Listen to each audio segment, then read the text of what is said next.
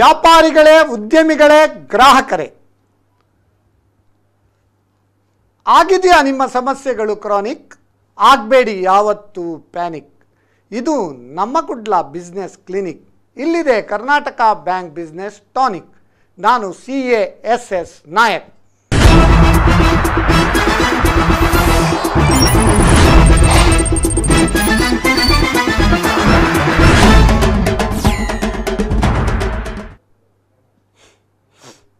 ಆಯಿತು ವೀಕ್ಷಕರೇ, ನಿಮಗೆಲ್ಲರಿಗೂ ಕರ್ನಾಟಕ ಬ್ಯಾಂಕ್ ಬಿಸ್ನೆಸ್ ಟಾನಿಕ್ ಇದರ 77ನೇ ಸಂಚಿಕೆಗೆ ಸ್ವಾಗತ. ಇಂದಿನ ವಿಷಯ investment during falling interest trend. ಇದನ್ನು ಪ್ರಾರಂಭ ಮಾಡುವ ಮುಂಚೆ ನಾವು ಇವತ್ತಿನ ದಿನ ಜುಲೈ 26 ಒಳ್ಳೆಯ ಒಂದು ಸ್ಮರಣೆ ದಿನ. ನಾವು ಅದನ್ನೊಂದು ಸ್ಮರಿಸಬೇಕಾಗ್ತದೆ. ಇಂದು ಕಾರ್ಗಿಲ್ ವಿಜಯ್ ದಿವಸ್ ಅನ್ನು ಆಚರಣೆ ಮಾಡ್ತಾ ಇದ್ದಾರೆ. 1999ರಲ್ಲಿ ಅಂದರೆ 21 ವರ್ಷಗಳ ಹಿಂದೆ ನಮ್ಮ ಭಾರತೀಯ ಸೇನೆ ಕಾರ್ಗಿಲ್ ಪೋಸ್ಟನ್ನು ಪಾಕಿಸ್ತಾನಿ ಅತಿಕ್ರಮಣಕಾರರಿಂದ ಮರುವಶಪಡಿಸಿಕೊಂಡ ಅವಿಸ್ಮರಣೀಯ ದಿನ ಅಂತ ಹೇಳಲಿಕ್ಕೆ ಬಹಳ ಒಂದು ಹೆಮ್ಮೆ ಆಗ್ತದೆ. ಅದರಲ್ಲಿ ನಮ್ಮ ಸೇನೆಯವರದ್ದು ನೀವು ಹ್ಯಾಶ್ಟ್ಯಾಗ್ ನೋಡಿರ್ಬೋದು, ದಿಸ್ ಡೇ ದ್ಯಾಟ್ ಇಯರ್ ಎಂಬ ಶೀರ್ಷಿಕೆ ಹ್ಯಾಶ್ಟ್ಯಾಗ್ನಿಂದ ಫೋಟೋ ಎಲ್ಲ ಕೂಡ ಪೋಸ್ಟ್ ಮಾಡಿದ್ದೀರ. ಆದ್ದರಿಂದ ಆ ಒಂದು ಕಾರ್ಗಿಲ್ ಹುತಾತ್ಮರ ಸೈನಿಕರಿಗೆ ಕೂಡ ನಾವು ನಮ್ಮ ಒಂದು ಶ್ರದ್ಧಾಂಜಲಿಯನ್ನು ಅರ್ಪಿಸಿ ನಮ್ಮ ಒಂದು ಹೆಮ್ಮೆಯ ಸೈನಿಕರಿಗೆ ನಮ್ಮ ಒಂದು ಅಭಿನಂದನೆಗಳನ್ನು ಹೇಳ್ತಾ ನಮ್ಮ ಕಾರ್ಯಕ್ರಮ ಆರಂಭ ಮಾಡ್ತಾ ಇದ್ದೇವೆ. ಪ್ರಪ್ರಥಮವಾಗಿ ಅದರ ಮುಂಚೆ ಈಗ ನಿನ್ನೆ ಜುಲೈ 25 ನಾಗರ ಪಂಚಮಿ ಹಬ್ಬ. ನಾಗರ ಪಂಚಮಿಯ ವಿಶೇಷ ಏನು? ಅನಂತ ನಾಮಧೇಯಾಯ ಸರ್ವಾಕಾರ ಪ್ರದಾಯಿನೇ ಸಮಸ್ತ ಮಂತ್ರವಾಚ್ಯಾಯ ವಿಶ್ವೈಕಪತೆಯೇ ನಮಃ. ಅಂದರೆ ಹಬ್ಬಗಳ ಹೆಬ್ಬಾಗಿಲು Nagara Panchami. It is a gateway for all festivities of the season. So from Nagara Panchami the festive season starts. After Nagara Panchami series of festivals are being celebrated by our Hindus. ಅದರಲ್ಲಿ ಹೇಗಂತ ಹೇಳಿದರೆ ಒಂದು ರಘುಪಕರ್ಮ ಇರ್ಬೋದು, ಜನ್ಮಾಷ್ಟಮಿ ಇರ್ಬೋದು, ಮತ್ತು ನಿಮ್ಮ ಗಣೇಶ ಚತುರ್ಥಿ ಇರ್ಬೋದು, ಆಮೇಲೆ ಶಾರದಾ ಪೂಜೆ ಇರ್ಬೋದು. ಅನೇಕ series of festivities we are celebrating immediately after Nagara Panchami. Let this pandemic we should get rid of this pandemic situation as early as possible so that we can celebrate all these festivals in a grand way as usual. But now because of lots of restrictions we have to celebrate in home with our family members ಅಂತ ಹೇಳ್ತಾ ಇಂದಿನ ಒಂದು ಶೀರ್ಷಿಕೆ investment during falling interest trend. ಬಹಳ ಒಂದು ಸೂಕ್ತ ಒಂದು ಶೀರ್ಷಿಕೆ ಅಂತ ನಾನು ಭಾವಿಸಿದ್ದೇನೆ. ಯಾಕಂದರೆ ಇತ್ತೀಚೆಗೆ ನೀವು ನೋಡಿರ್ಬೋದು ಯಾವುದೆಲ್ಲ ಟೈಪಿನ ಇನ್ವೆಸ್ಟ್ಮೆಂಟ್ ಉಂಟು ಅದರ ಬಗ್ಗೆ ನೀವು ಒಂದು ನೋಡಿ, ನಾವೊಂದು ಅದರ ಬಗ್ಗೆ ಒಂದು ಹಾಕ್ತೇವೆ. ಈಗ ನೋಡಿ, ಪ್ರಪ್ರಥಮವಾಗಿ ಜನರಿಗೆ ಸ್ಟಾಕ್ಸ್ ಇರ್ಬೋದು, ಮ್ಯೂಚುವಲ್ ಫಂಡ್ ಇರ್ಬೋದು, ಬಾಂಡ್ಸ್ ಆ್ಯಂಡ್ ಡಿಬೆಂಚರ್ ಇರ್ಬೋದು, ಮತ್ತು ಗೌರ್ಮೆಂಟ್ ಸೆಕ್ಯೂರಿಟಿ ಇರ್ಬೋದು, ಟರ್ಮ್ ಡೆಪಾಸಿಟ್ ಇರ್ಬೋದು, ಮತ್ತು ನಮ್ಮ ಎಲ್ಲ ಮಹಿಳೆಯರಿಗೆ ಪ್ರಿಯವಾದ ಗೋಲ್ಡ್ ಇರ್ಬೋದು, ಹಾಗೆ ಪ್ರೊವಿಡೆಂಟ್ ಫಂಡ್ ಇರ್ಬೋದು. ಅದೇ ರೀತಿ ಇನ್ಶೂರೆನ್ಸ್ ಕೂಡ ಈಗ ಮಾಡ್ತಾರೆ. ಮತ್ತು ಪೆನ್ಷನಿಯರ್ಸ್ ಈಗ ಪೆನ್ಷನಿಗೋಸ್ಕರ ಪೆನ್ಷನ್ ಫಂಡ್ ಅಂತ ಕೂಡ ಅವರು ಅದರಲ್ಲಿ ಕೂಡ ಇನ್ವೆಸ್ಟ್ ಮಾಡ್ಬೋದು. ಈ ಅನೇಕ ಇನ್ವೆಸ್ಟ್ಮೆಂಟ್ ಉಂಟು. ಬಟ್ ಇತ್ತೀಚೆಗೆ ಏನಾಗಿದೆ, ತುಂಬ ಜನರು they are dependent on interest income ಅಥವಾ ರೆಗ್ಯುಲರ್ ಇನ್ಕಮ್. ಏನಾಗ್ತದೆ, ಪ್ರೈವೇಟ್ನಲ್ಲಿ ಕೆಲಸ ಮಾಡೋರಿಗೆ ಪೆನ್ಷನ್ ಇರುವುದಿಲ್ಲ. ಈಗ ನಮ್ಮ ಪ್ರಧಾನಿ ಮೋದಿ ಅವ್ರದ್ದು NPS ಸ್ಕೀಮ್ ಅದೆಲ್ಲ ಇಂಟ್ರೊಡ್ಯೂಸ್ ಆಗಿದೆ. ಅದನ್ನು ಹಾಕಿ ಇನ್ನೂ ಅದು ಒಳ್ಳೆ ರೀತಿಯಲ್ಲಿ ಬರ್ಬೋದು ಮುಂದೆ. ಬಟ್ ಈಗ ಆಲ್ರೆಡಿ ರಿಟೈರ್ಡ್ ಆದವರಿಗೆ, ಪೆನ್ಷನ್ ಬಾರದವರಿಗೆ it's a matter of concern. ಯಾಕಂದರೆ ಅವರೊಂದು ಕಿಟ್ಟಿಯನ್ನು ರೆಡಿ ಮಾಡಿ ರಿಟೈರ್ಮೆಂಟ್ ಬೆನಿಫಿಟಲ್ಲಿ ಬ್ಯಾಂಕಲ್ಲಿ FD ಇಟ್ಟಿರ್ತಾರೆ ಅಥವಾ ಒಂದು ಶೇರ್ ಮಾರ್ಕೆಟಲ್ಲಿ ಹಾಕಿ ಯಾವುದೆಲ್ಲ ಹಾಕಿರ್ತಾರೆ. ಬಟ್ ಆ rate of interest day by day it is coming down. ನೀವು ನೋಡಿರ್ಬೋದು, ರೇಟ್ ಆಫ್ ಇಂಟ್ರೆಸ್ಟ್ 10% 4-5 ವರ್ಷದ ಮುಂಚೆ. ಅದನ್ನು ಇಂಟ್ರೆಸ್ಟ್ ರೇಟ್ ಈಗ 5.5-6% ಬಂದಿದೆ. ಸೀನಿಯರ್ ಸಿಟಿಸನ್ಗೆ ಒಂದು ಪೀನಟ್, ಒಂದು ಎಡಿಷನ್ಸ್ ಒಂದು 0.5% 0.75% ಎಡಿಷನಲ್ ಕೊಡ್ತಾ ಇದ್ದಾರೆ. ಅದೊಂದು ಮಾತ್ರ ಒಂದು ಉತ್ತಮ ವಿಷಯ. ಸೊ ಆದ್ದರಿಂದ ಇಂಥ ಒಂದು ಸಂದರ್ಭದಲ್ಲಿ ನಮ್ಮ ಜನರು they should not become panic. ವೀಕ್ಷಕರೇ, ನೀವು ನೋಡಿರ್ಬೋದು ನಮ್ಮ economy all over the globe GDP is going negative. Economy is not doing well, ಅಂದರೆ it is in falling this. In spite of that share market suddenly ಮೇಲೆ ಹೋಗ್ತಾ ಉಂಟು. ಹೆಚ್ಚಿನ ಇನ್ವೆಸ್ಟರ್ ನೀವು ನೋಡಿರ್ಬೋದು, ಇತ್ತೀಚೆಗೆ ನೋಡಿದ ನಾವು ಸ್ಟ್ಯಾಟಿಸ್ಟಿಕ್ಸ್ ಪ್ರಕಾರ 54% of retail cash market is made, investment is in retail cash market in stock market ಅಂತ ಹೇಳಲಿಕ್ಕೆ ಒಂದು ರೀತಿಯಲ್ಲಿ ನಮಗೆ ಉತ್ತಮ ಅಂತ ತೋರ್ತದೆ, ಒಂದು ರೀತಿಯಲ್ಲಿ ಕಳವಳಕಾರಿ ಅಂತ ಕೂಡ ಹೇಳ್ತೇವೆ. ಯಾಕಂದರೆ ಶೇರ್ ಮಾರ್ಕೆಟ್ ಅನ್ನೋದು unknown domain of the people. ಆದ್ದರಿಂದ ಇಂಥ ಒಂದು ಸಂದರ್ಭದಲ್ಲಿ we want to give our all ವೀಕ್ಷಕರಿಗೆ ನಾವೊಂದು ಒಳ್ಳೆಯ ರೀತಿಯಲ್ಲಿ ಒಂದು ಎಕ್ಸ್ಪರ್ಟ್ ಅಡ್ವೈಸ್ ಅದನ್ನು ಕೊಡಲಿಕ್ಕೆ ನಮ್ಮೊಂದಿಗೆ ಇವತ್ತಿದ್ದಾರೆ. ದೂರದ ದುಬೈಯಲ್ಲಿದ್ದರೂ ಕೂಡ ಅವರು ಹತ್ತಿರದಲ್ಲಿರ್ತಾರೆ, ಯಾಕಂದರೆ ನಾವು ಝೂಮಲ್ಲಿ ಅವರನ್ನು ಇಂಟರ್ವ್ಯೂ ಮಾಡ್ತಾ ಇದ್ದೇವೆ.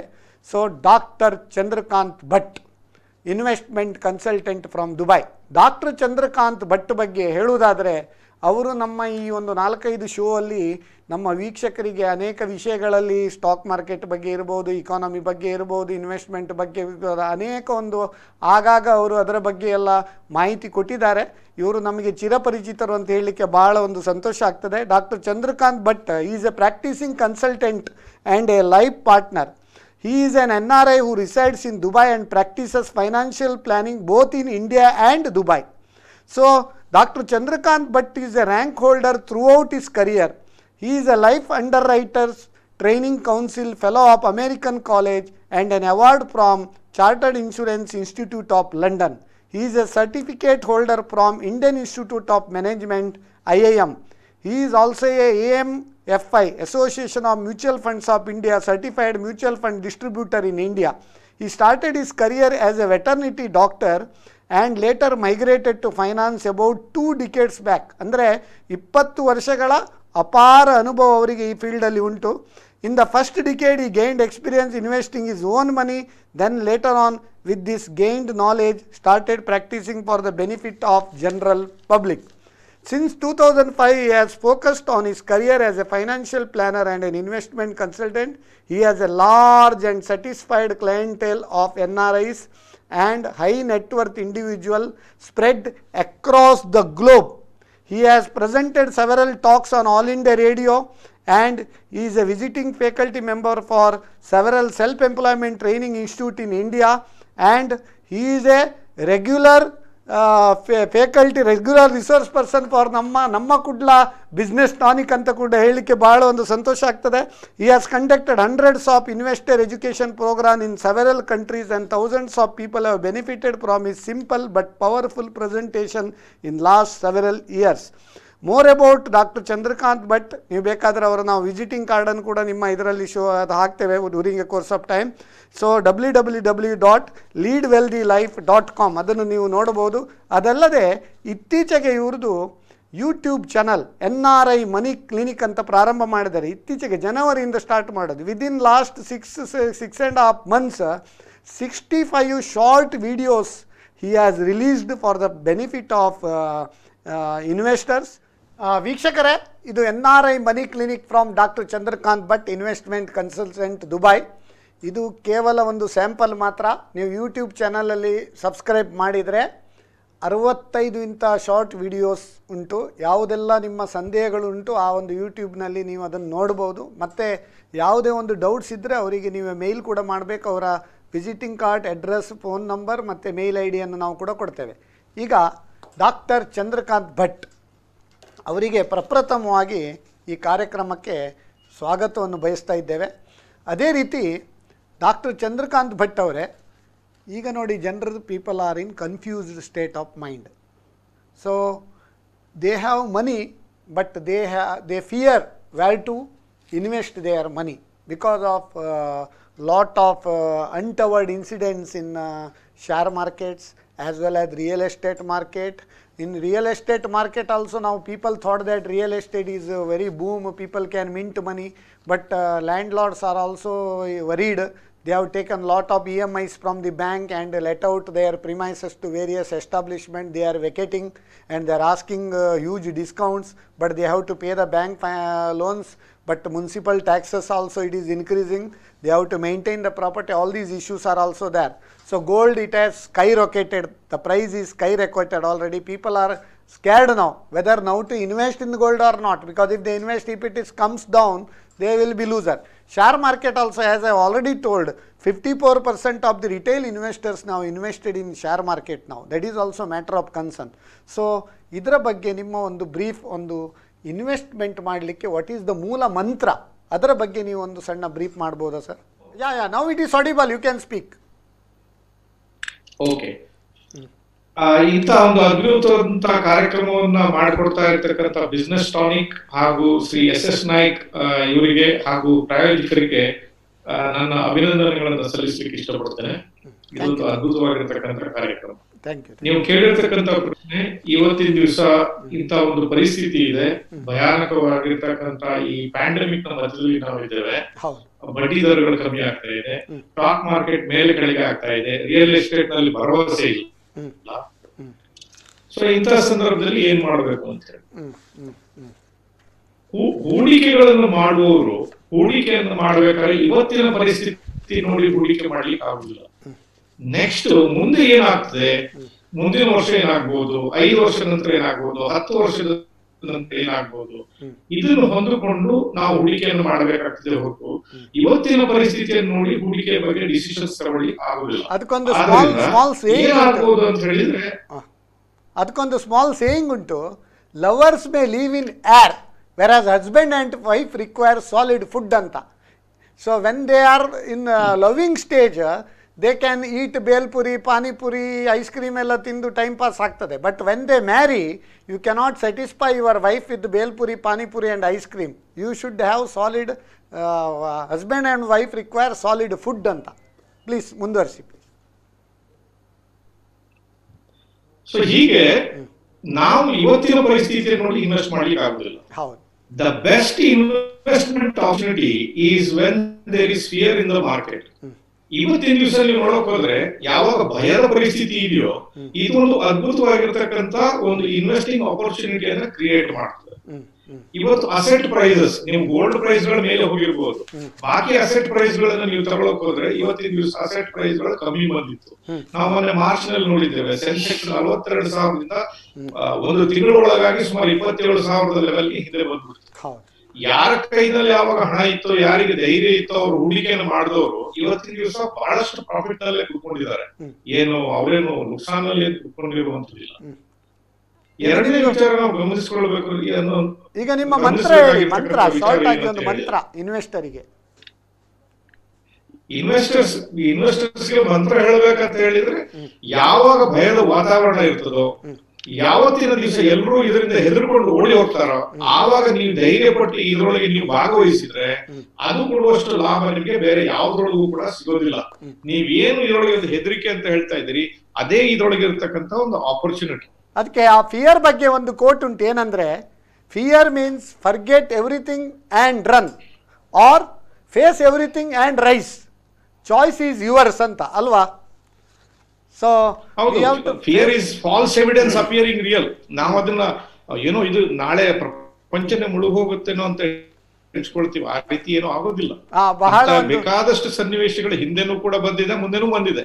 ಅಂದ್ರೆ ಬಹಳ ಒಂದು ಉತ್ತಮವಾಗಿ ಹೇಳಿದ್ರಿ. You should not fear, that means forget everything and run ಮಾಡಬಾರ್ದು, ಫೇಸ್ ಎವ್ರಿಥಿಂಗ್ ಆ್ಯಂಡ್ ರೈಸ್ ಅಂತೇಳಿ ನಿಮ್ಮ ಒಂದು ಆಶಾ ಭಾವನೆಯಿಂದ ನಾವು ಇನ್ವೆಸ್ಟ್ಮೆಂಟ್ ಮಾಡಬೇಕು ಹೇಳುದು. ಈಗ ಒಂದು ವೀಕ್ಷಕರ ಕರೆ ಉಂಟು, ಅಟೆಂಡ್ ಆಗುವಲ್ಲ?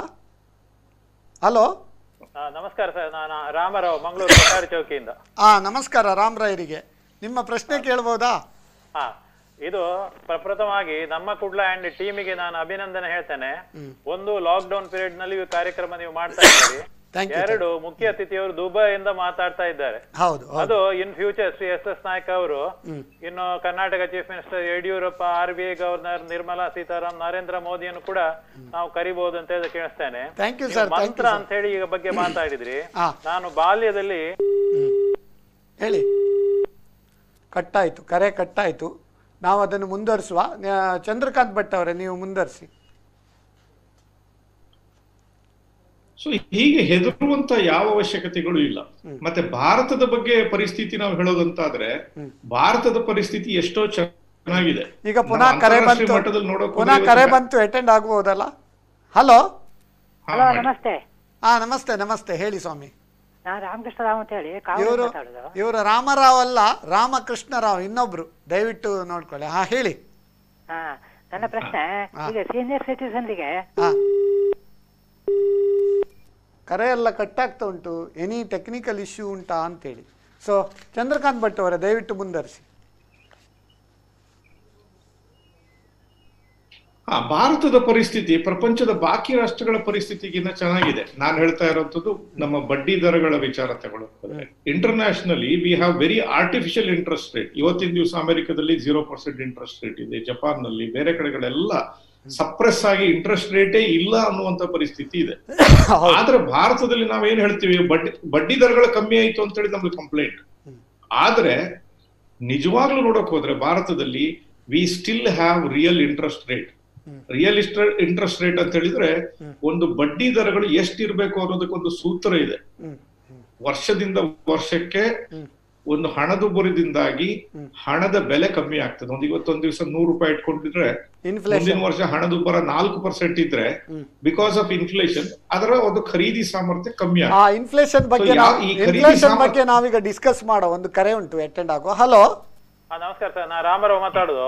ನಮಸ್ಕಾರ ರಾಮರಾಯರೇ, ಪ್ಲೀಸ್ ದಯವಿಟ್ಟು. ಇದು ನೀವು ಮಂತ್ರ ಅಂತ ಹೇಳಿದ್ರಿ. ಹೌದು. ವಾಲ್ಮೀಕಿ ಮಹರ್ಷಿ ಅವರು ಮುಂಚೆ ಬೇಟೆಗಾರರಾಗಿದ್ರು. ಅವರು ಒಂದು ಪಕ್ಷಿಯನ್ನು ಹೊಡೆದು ಕೊಲ್ತಾರೆ, ಮತ್ತೆ ಅವ್ರಿಗೆ ಮನಸ್ಸು ಪರಿವರ್ತನೆ ಆಗ್ತದೆ. ನಾ ಬಾಲ್ಯದಲ್ಲಿ ಒಂದು ಮಂತ್ರ, ಇದು ಶ್ಲೋಕ ಓದಿದ ನೆನ್ಪುಂಟು, ಉತ್ತರ ರಾಮ ಚರಿತ್ರೆಯಲ್ಲಿ, ಯತ್ಕ್ರೌಂಚ ಮಿಥುನಾದೇಕಂ ಅವಧಿ ಕಾಮ ಮೋಹಿತಂ ಅಂತ ಹೇಳಿ. ಇದ್ರಲ್ಲಿ ಏನಾದ್ರು ತಪ್ಪಿದ್ರೆ SS ನಾಯಕ್ ಅವರು ಕರೆಕ್ಷನ್ ಮಾಡ್ಬೇಕಾಗಿ ಕೇಳ್ತಾ ಇದ್ದೇನೆ. ನಾನು ಕಂಪೇರ್ ಮಾಡ್ತಾ ಇದ್ದೇನೆ ವಾಲ್ಮೀಕಿ ಹೇಗೆ ಟ್ರಾನ್ಸ್ಫಾರ್ಮೇಶನ್ ಆಗಿ ಮತ್ತೆ ರಾಮಾಯಣ ಬರೆದ್ರು.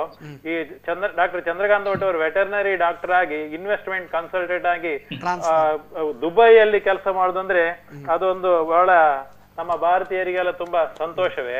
ಅವರ ಇಂಟರ್ವ್ಯೂ ನಾನು ನಮ್ಮ ಕುಡ್ಲಾದಲ್ಲಿ 38th ಎಪಿಸೋಡ್ ಇಂಟರ್ವ್ಯೂ ಕೇಳಿದ್ದೇನೆ, ಮತ್ತೆ 50th ಎಪಿಸೋಡ್ ರಮಣ್ ಪೈಲ್ ಹಾಲ್ ನಲ್ಲಿ ಕೂಡ ಅವರ ಭಾಷಣ ಕೇಳಿದ್ದೇನೆ. ರಾಮಾಯಣ ಮಹಾಭಾರತ ಎಲ್ಲ ಅವರು ಕಂಪೇರ್ ಮಾಡಿದ್ದಾರೆ. ಮತ್ತೆ ಅವರು ಒಂದು ಸಜೆಷನ್ ಕೊಟ್ರು, ಈ ಬ್ಯಾಂಕ್ ನಲ್ಲಿ ಇಡುವಾಗ 2 ಬ್ಯಾಂಕ್ ಅಲ್ಲಿ Punjab Maharashtra cooperative bank scam ಆದ ಕೂಡಲೇ ಒಂದು ನ್ಯಾಷನಲೈಸ್ ಬ್ಯಾಂಕ್, ಒಂದು ಕರ್ನಾಟಕ ಬ್ಯಾಂಕ್ ಅಥವಾ ಪ್ರೈವೇಟ್ ಸೆಕ್ಟರ್ ಬ್ಯಾಂಕ್ ನಲ್ಲಿ ಅಕೌಂಟ್ ಇಡುದು ಒಳ್ಳೇದಂತ ಹೇಳಿ ಅವರು ಸಜೆಷನ್ಸ್ ಕೊಟ್ಟಿದ್ರು. ಮತ್ತೆ ನನ್ನ ಪ್ರಶ್ನೆಗಳನ್ನು ನಾನು ಬರ್ತಾ ಇದ್ದೇನೆ. ಅವ್ರು ಹೇಳಿದ್ರು ಅವಾಗ ಪೋಸ್ಟ್ ಆಫೀಸ್ ನಲ್ಲಿ ಇಡಬಹುದು ಅಂತ ಹೇಳಿ. ಆದ್ರೆ ಪೋಸ್ಟ್ ಆಫೀಸ್ ನಲ್ಲಿ ಕಸ್ಟಮರ್ ಸರ್ವಿಸ್ ಸ್ವಲ್ಪ ತಾಪತ್ರೆ ಉಂಟು, ಯಾಕಂದ್ರೆ ಸರ್ವರ್ ಯಾವಾಗ್ಲೂ ಸರ್ವರ್ ಪ್ರಾಬ್ಲಮ್. ಮತ್ತೆ ಕೊರೋನಾ ಪೀರಿಯಡ್ ನಲ್ಲಿ ನೋಡಿರ್ಬೋದು, 2 ವಾರ ಬರೇ ಮಧ್ಯಾಹ್ನ ಮಾತ್ರ ಪೋಸ್ಟ್ ಆಫೀಸ್ ಇತ್ತು, ಮತ್ತೆ 2-3 ದಿವಸ ಕ್ಲೋಸ್ ಆಗಿತ್ತು. ಮತ್ತೆ ನನ್ನ ಇನ್ನೊಂದು ಪ್ರಶ್ನೆ, ಸೆಕೆಂಡ್ ಪ್ರಶ್ನೆ, as a senior citizen with no other commitment, if I have 1 crore deposit, how to invest in various channels. ಅದರಲ್ಲಿ to get income tax benefit, tax planner 1.5 lakhs ಇರಬಹುದು, ಮತ್ತೆ ಹೆಲ್ತ್ ಇನ್ಶೂರೆನ್ಸ್ ಕವರ್ ಉಂಟು. ಹಾಗೆ ಬೇರೆ ಯಾವ್ದು other areas ನಲ್ಲಿ ನಾವು invest ಮಾಡಬಹುದು. ಈಗ ಅವ್ರು ಹೇಳಿದ್ರು regarding gold, investment in gold. ನಾನು ಇತ್ತೀಚೆಗೆ ಉದಯವಾಣಿಯಲ್ಲಿ ಒಂದು ಓದಿದೆ, instead of purchase of gold bond is better ಅಂತ. once in 3 months 2.5% ಇಂಟ್ರೆಸ್ಟ್ ಕೊಡ್ತಾರೆ, ಅದು ಒಳ್ಳೇದಾ ಅಂತ. ಮತ್ತೆ 4ನೇ ಪ್ರಶ್ನೆ, in the present situation is it ಅಂದ್ರೆ ಕೊರೋನಾ ಇದೆಲ್ಲ ಗಲಾಟೆಯಲ್ಲಿ ಎಲ್ಲ ಜನರೆಲ್ಲ ಅಗ್ರಿಕಲ್ಚರಲ್ ಸೈಡ್ ಹೋಗ್ತಾ ಇದ್ದಾರೆ, village side. So in the present situation is it not better to purchase land in village side? 5ನೇದು, RBI has instructed private sector banks not in all banks not to pay dividend to shareholders. Is it correct? Share prices of the banks most of the banks have crashed. So ಜನರಿಗೆ ಇನ್ನು ಮುಂದೆ shares ನಲ್ಲಿ ಇಡುವ ಇದೇ ಮನಸ್ಸು change ಆಗ್ಬೋದಾ ಅಂತ ಹೇಳಿ, ಬ್ಯಾಂಕ್ ಮಾತ್ರ ಅಲ್ಲ ಬೇರೆ ಕಂಪನಿಯಲ್ಲೂ ಶೇರ್ಸ್ ಇಡುವ ಚೇಂಜ್ ಆಗ್ತದಾ ಅಂತ. ಮತ್ತೆ ಡಾಕ್ಟರ್ TMI ಪೈ ಅವರು ಯಾವಾಗ್ಲೂ ಹೇಳಿದ್ದು ನನಗೆ ನೆನಪುಂಟು, income minus expenditure is savings. ಈಗ ಎಲ್ಲರೂ ಮಾಡುದು ಹಾಗೆ, income minus expenditure is savings. It is not correct. He says you follow income minus savings, that is equal to expenditure. ನಮಸ್ಕಾರ ಸರ್. ಓಕೆ, ರಾಮರಾರವರು ನಮ್ಮ ಪ್ರಶ್ನೆಗಳ ಸುರಿಮಳೆಯನ್ನೇ ಹೇಳಿದ್ದಾರೆ. ನಾವು over a period of our ನಮ್ಮ ಪ್ರೋಗ್ರಾಮಲ್ಲಿ 1 by 1 ಕವರೇಜ್ ಮಾಡುವ.